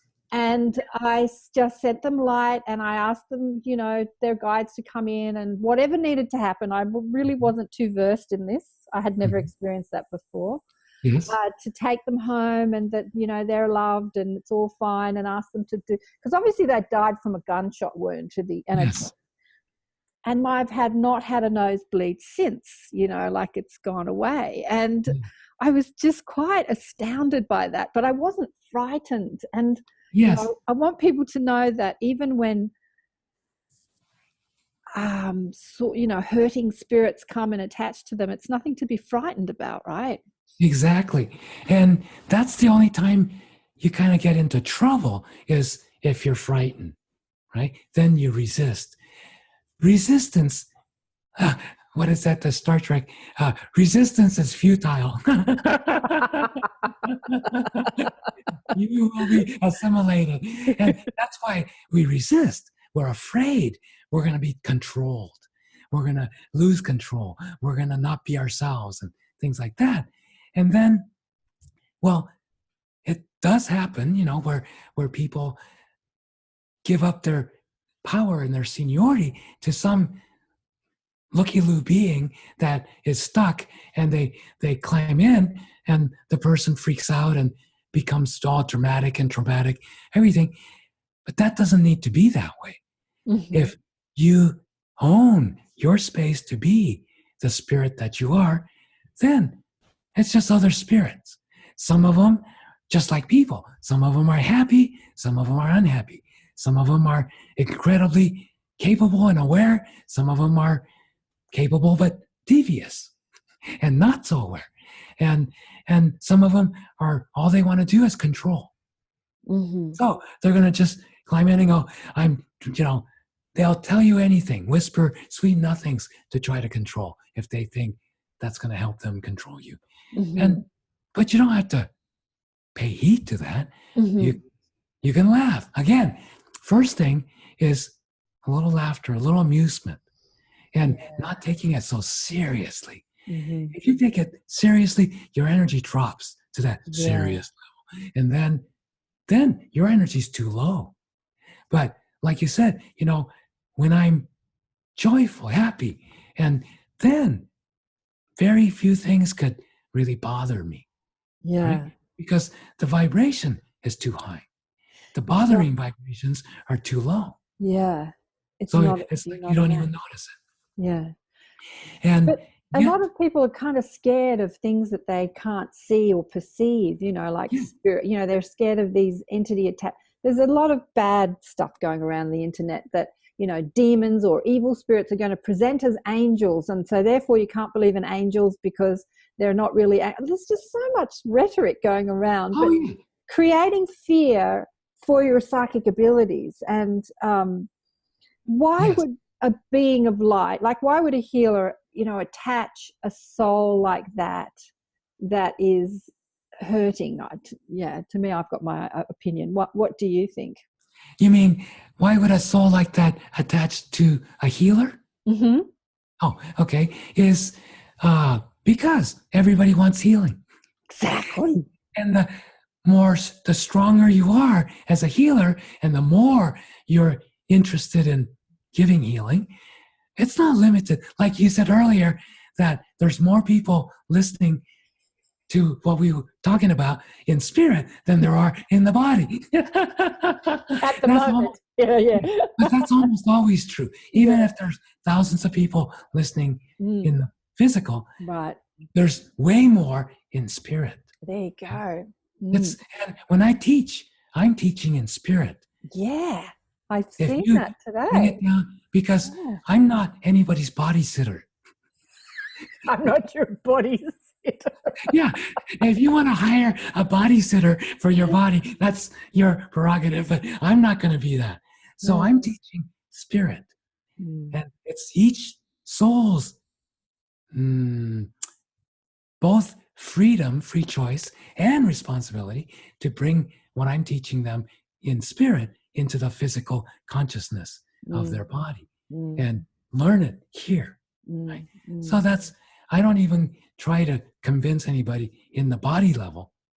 I just am teaching what I teach in spirit, and they're going to get what they're going to get, bringing it to their own physical life. Yeah. So that's like that. And with the healers, they're brighter. They have more light shining even in the spirit world. And so the most desperate of beings are going to be looking for healers the most. But like we were talking about earlier, the healer has to be the one to decide and be discerning. Can this soul have what I have to offer? Right. Or are they so stuck they need other things first? Yeah. They need more time. What was interesting about that experience was I was unaware for the weeks that I was having the nosebleeds. Like, it might have been a couple of months. Like, I was unaware, and I'm not an unaware person. So that surprised me that I was unaware until I was in the shower and I saw it very clearly. It was as clear as I'm looking at you. It was, and that it was such a horrific looking image. It was just Face, their yeah. face. Mhm. That you would, it was like a horror story, but I didn't see, because I saw it as a soul needing help. I didn't see it as like something to be frightened of. But I Yeah. guess the unawareness that soul was getting my attention through nosebleeds, and I wasn't like, hello, I'm not listening. I wasn't hearing I wasn't. Well, it's because, my friend James M. Prague jokes about this where, thousands of people come to his demonstrations and they want to communicate with their deceased loved ones. And he's trying to get the message from this deceased loved one to this person in the physical. And he's going, and then this person's asking, well, this and that and this and that. He goes, when your husband, before he died, was he a real good, open communicator? And she goes, oh no, he was terrible. And he goes, what makes you think just because he died, he's on the other side, he's miraculous going to become this super communicator? Oh, it's like that. So this being was kind of desperate, needing healing, and is in this illusory pain and fear and everything. Well, a person like that or soul like that, they're not very good communicators. They don't know how to communicate to someone who can help them. Mm-mm. So they jump in your space too much. And you don't like that. It's when a being jumps in your space, you go, hey, get out of here. You don't belong here. He doesn't belong plugged into your eyes or nose. So your natural kind of reaction on a spirit level is, hey, get out of here. This isn't your home. Go back to your own home. But he doesn't even know how to do that. And so he's insisting and it's getting worse and worse. Then you're going, wait a minute, I got to deal with this, right? Well, it's funny because the nosebleeds became more frequent. Yeah. Like, first there was one, and then another couple of weeks there was another one, and then became like every couple of days. But I still wasn't getting it. I still wasn't. I just didn't get it. I just thought, oh, something's wrong with my nose. Maybe I should go and have it looked at. Yeah.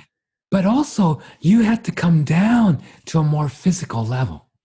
See, you are more spiritual, so you tend to be up here more in a higher frequency. He wasn't communicating to you on a higher frequency. This is almost the opposite that a lot of mediums who get messages from the dead type of a situation where the people are all grieving, right? And they're going, how come you, who's a stranger to this person I love more than anyone else in my life, easily communicates with the soul of this person, and I can't communicate with this person? Right, yeah. And the answer to that is they're grieving. Their energy is way too low. Not the same frequency, yeah. So what you're saying is that he was a different frequency. That's why I couldn't perceive him. That's why he had to get my attention through the physical. Yeah. And then you taking a shower, that's very physical. Yeah. Yeah. And your body, when I had the water on my face, it was specifically so when I had the water. The focus was on your physical body. Yeah. Then you came in to the physical vibration enough to notice, oh, there's somebody standing here. Somebody's in my face. Right there, face, bang. Oh!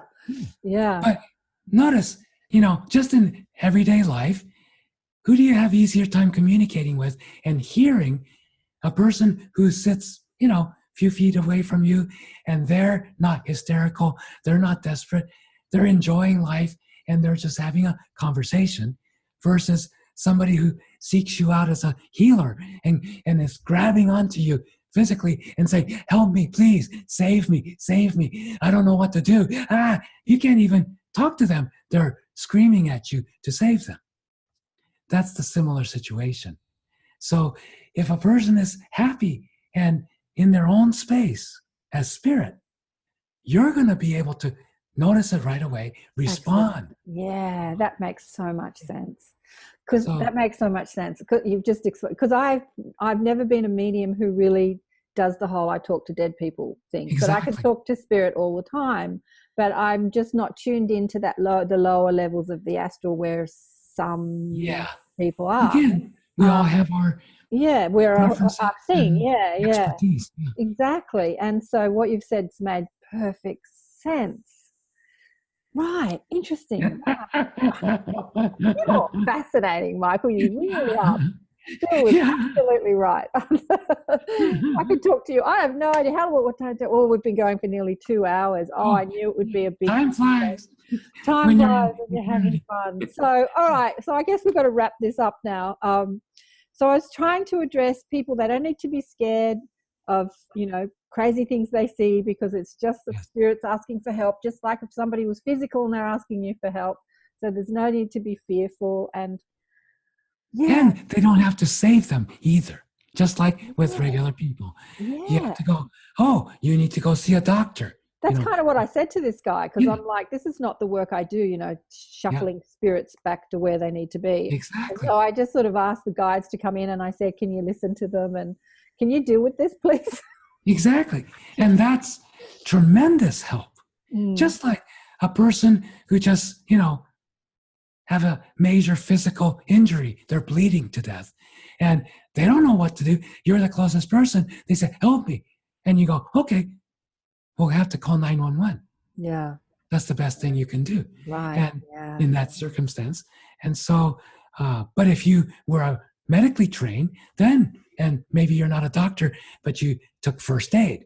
So then you can do first aid to keep them going until the paramedics get there. So in spirit, it's the same. There's situations I run into. Just because I can see the spirit or communicate with them doesn't mean I can do everything. And so, oh, you need to go there. You need you need to listen to your spirit guide. Yeah, exactly. Listen to your spirit guide. And some people, hey, you need to go straight to God. Yeah. I'm not having anything with you. So, yeah, it's not my problem. You got to have a talk with God here, or whatever the case might be. So you have to know yourself. We don't need to be scared of disembodied spirits attaching to us and sucking our energy. Like so many people talk about that. Oh, I've got a spirit sucking my energy. But we do have to have some sort of awareness. So I guess that the message is, if you've got some physical symptom that's not normal, like I had, maybe ask your guides or ask someone like you or someone like me, what's going on before you go off and have a think that you've got cancer or something like that. Because or a mental breakdown or whatever. Or a mental breakdown, it could be, but, in psychic levels, spirit psychic levels, it's no different than common sense here in this world. If you're talking to a stranger and you're going, this guy gives me the creeps, right? Then you might go, okay, nice meeting you. I have to go now. See you later. Or even call the cops if they don't leave. Or you're talking to somebody and you already know, oh, they're asking for help, but their problem's way bigger than, it's above my pay grade. Above my pay grade, yeah. Here's a suicide hotline number, or here's a free clinic.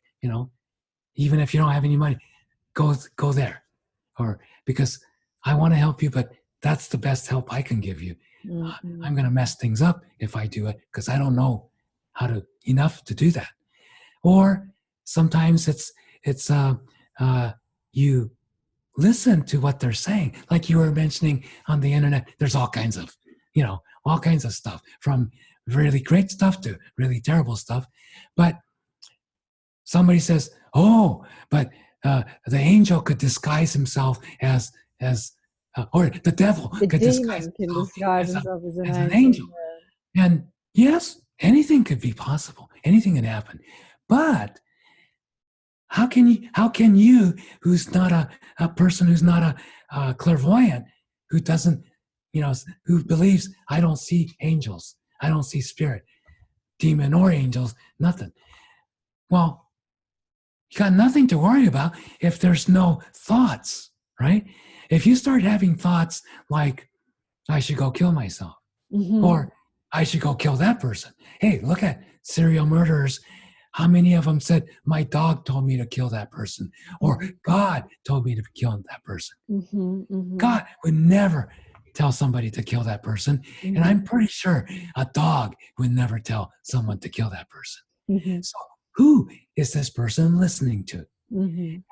It doesn't matter who you're listening to. It's the thought that counts. It's literally the thought that counts. Because if the thought in your head is foreign to you, why would you believe it, right? If it's a thought that I'm thinking this thing, oh, I should go beat that person up. Whoa, I don't want to do that. Don't listen to it.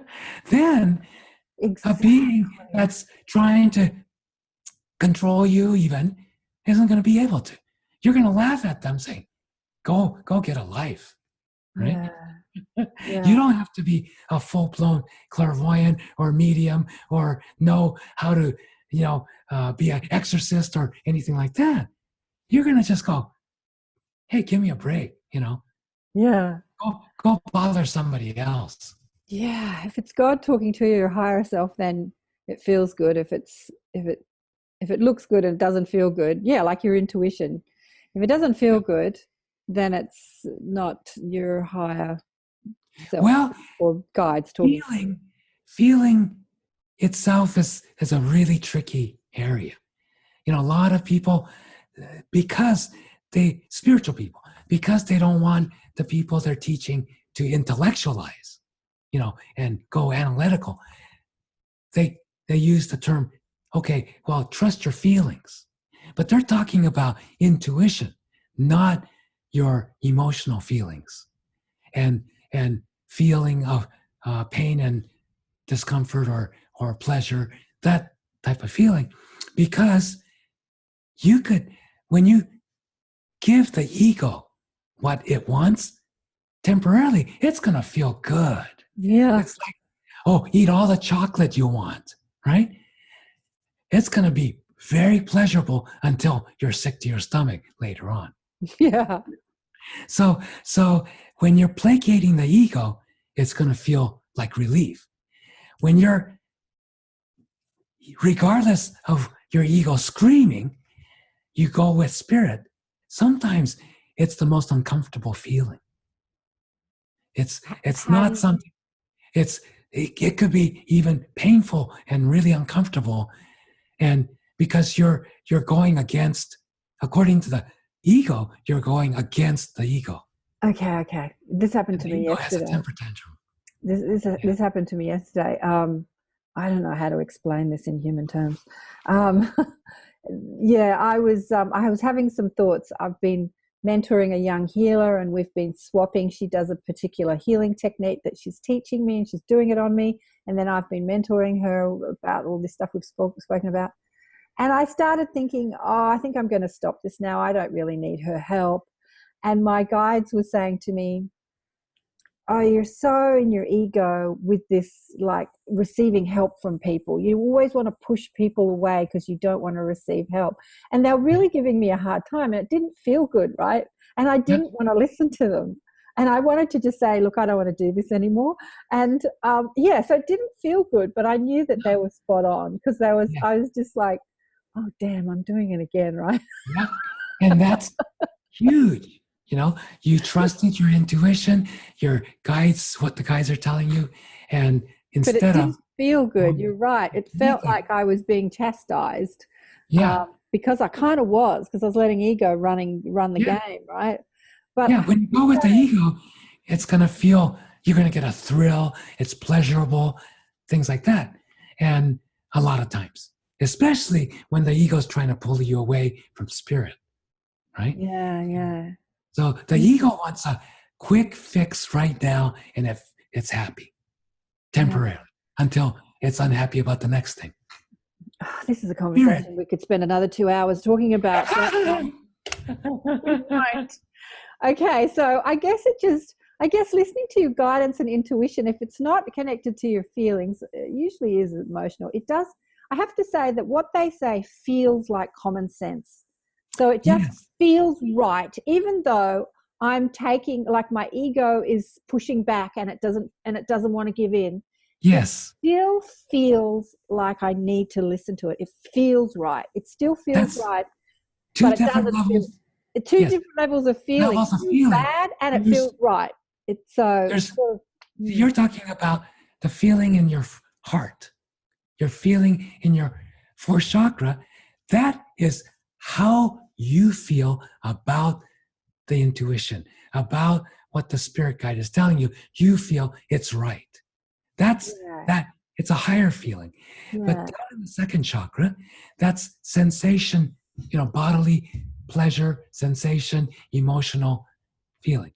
Two different feelings. So down in the second chakra, it's about what you're feeling. The actual energy you're feeling is, say, pleasure if you go with the ego, but discomfort if you go with spirit, let's say. And then with the heart center, you still feel it's the right thing to do, even if you're uncomfortable doing it.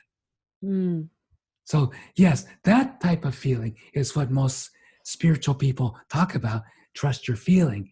Trust your You feeling. feel in your heart of hearts that what you know to be true is how you need to go, even if you're really tired or your body feels sick. Yeah. I mean, I've gone through that so many times where at the end of a really long day and I'm really tired and I'm on a tour teaching everywhere and I'm on my elevator,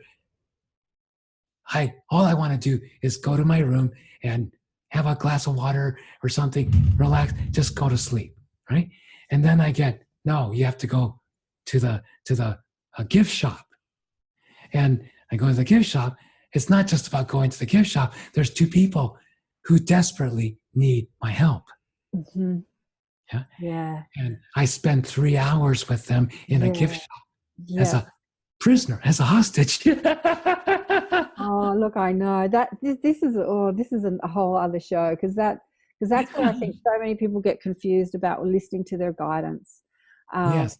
When I'm teaching people and I'm asking how it feels, like that, we were talking about that with Bill, like that first thought, and then their ego kicks in and says, "That's not right. That's just, you can't know that," and the ego says, and I'm like, "What are you thinking?" And they're kind of going, I'm getting nothing. I'm getting nothing. What are you thinking? I'm getting nothing. What was your first thought? And they tell you your first thought, but it's been so dismissed.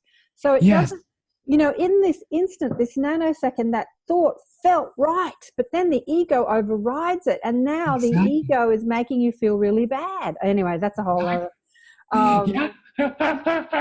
That's perfect. Yeah.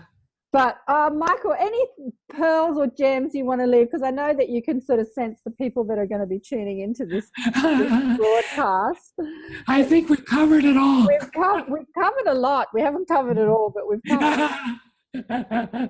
Thank you so much for being on the show. You are an absolute gem. I know you don't do personal sessions, but you have this fabulous show on your website, Michael Tamura. What's your website? michaeltamura.com. That's Tamura is T as in Tom, A-M as in Mary, U-R-A. And people can find the radio show there, and also the book. I'll have my affiliate link for your book on my page. If you want to support the show, you can buy the book from my page. That'll give me a couple of cents. And I look forward to talking to Raphael in a few weeks. Yeah, she is too. About spirit communication and our beautiful pets and how they dovetail with all our different lives and all. I don't know. We're going to have just as much fun, aren't we? Yes, I'm sure you will. All right. Well, thank you, Karen, for having me on your delightful show. And for, if people ask about my voice, it's because I have one of my two vocal cords is paralyzed from a surgery. And so that's how I'm going to sound. But it is coming back a little more. So we'll see. That's why I sound like this. This happened just over a year ago. Oh, I didn't realize. Okay. First 6 weeks, I had no voice at all. Yeah. But I have a vocal coach, and we're working on it to make more sound. So you still want to stay here in this dimension for a while. You're still enjoying yourself. So Oh yeah. Yeah. I'll stay here until they go, okay, Okay. you're starting to smell bad. Let's take you out of here. Well, I just want to say thank you for being here, because, like, we're getting the, the physical beings, the fleshy people are getting to experience you and your energy and your teachings, as well as the spirit who are sitting on chairs all listening to this conversation. So thank you for all you right. do. Oh, well, I hope you stayed for the whole 2 hours. I have to say, Michael is fascinating. Bill was absolutely right. He is just amazing. He's amazing. He touched on so many things that's happening in my life, people that I knew, things that were happening, friends. He's so switched on, that man, so psychic. He really is amazing. I've spoken to a lot of people. I'm blown away by Michael. Bill was right. You were right, Bill. Michael Tamura is amazing. I don't know what to say more about him, but I think that he and Raphael teach intuition, how to get more into, they have online courses and things like that. So maybe you'd like to check that out with the two of them, and they have their great radio show. Experiencing him today is really different than watching him online, because I had listened to a couple of interviews he'd done with other people, and I thought they were nice and it was lovely and everything, but experiencing him and feeling how he was reading me and how he was hitting on so many things that were going on in my life and in the life of people I know and clients and friends, I was just blown away by the level of his awareness. Maybe he's not consciously aware of it, but the level of his receiving the messages that need to be given, just wow, just beautiful. Anyway, I won't rave on anymore. I hope you enjoyed the show, and get the book Awaken by Tech, the things I do at the end of the show. Get the book. It's a great book. It's a fabulous read. And join the Inner Sanctum. I've just asked Michael to come in next year to be a guest in the Inner Sanctum. We're going to talk more about intuition and being as tapped into spirit as he is, and maybe as I am too, and how to really distinguish the ego knowing from the spirit knowing, or your soul's knowing, and the two different sort of emotional guidance systems that we have connected to our intuitive guidance system, or personal guidance system, as Bill calls it in the movie. It's a big subject. It's hard to try and teach what you live, but he did a great job of talking about that. He's a brilliant teacher. Wonderful. So thanks again for joining me for another show. I hope you enjoyed it, and I'll see you next time. Coming up next week is Dr. Michael Gallen, who wrote the book I'm Already Here, about his son. He had triplets about 50 odd years ago. I don't know how old his boys are now, and one of them had brain damage due to lack of oxygen, and he lived to the age of 22. And then a few years after he died, he came to Dr. Leo Gallant, his name is, and told him he was a master soul in this, what we would perceive as damaged body and damaged mind, but he knew exactly what he was doing as this mentally challenged child or young man. And from his soul's perspective, he spoke to Dr. Galland, and he wrote this book called I'm Already Here. And it is an incredible, beautiful book. And I so look forward to chatting with Dr. Galland next week, all about Christopher is his son's name, both his physical life and his spiritual, non-physical life, and what the lessons that he learned. So tune in next week for that one. Love you all. Mwah! Bye for now.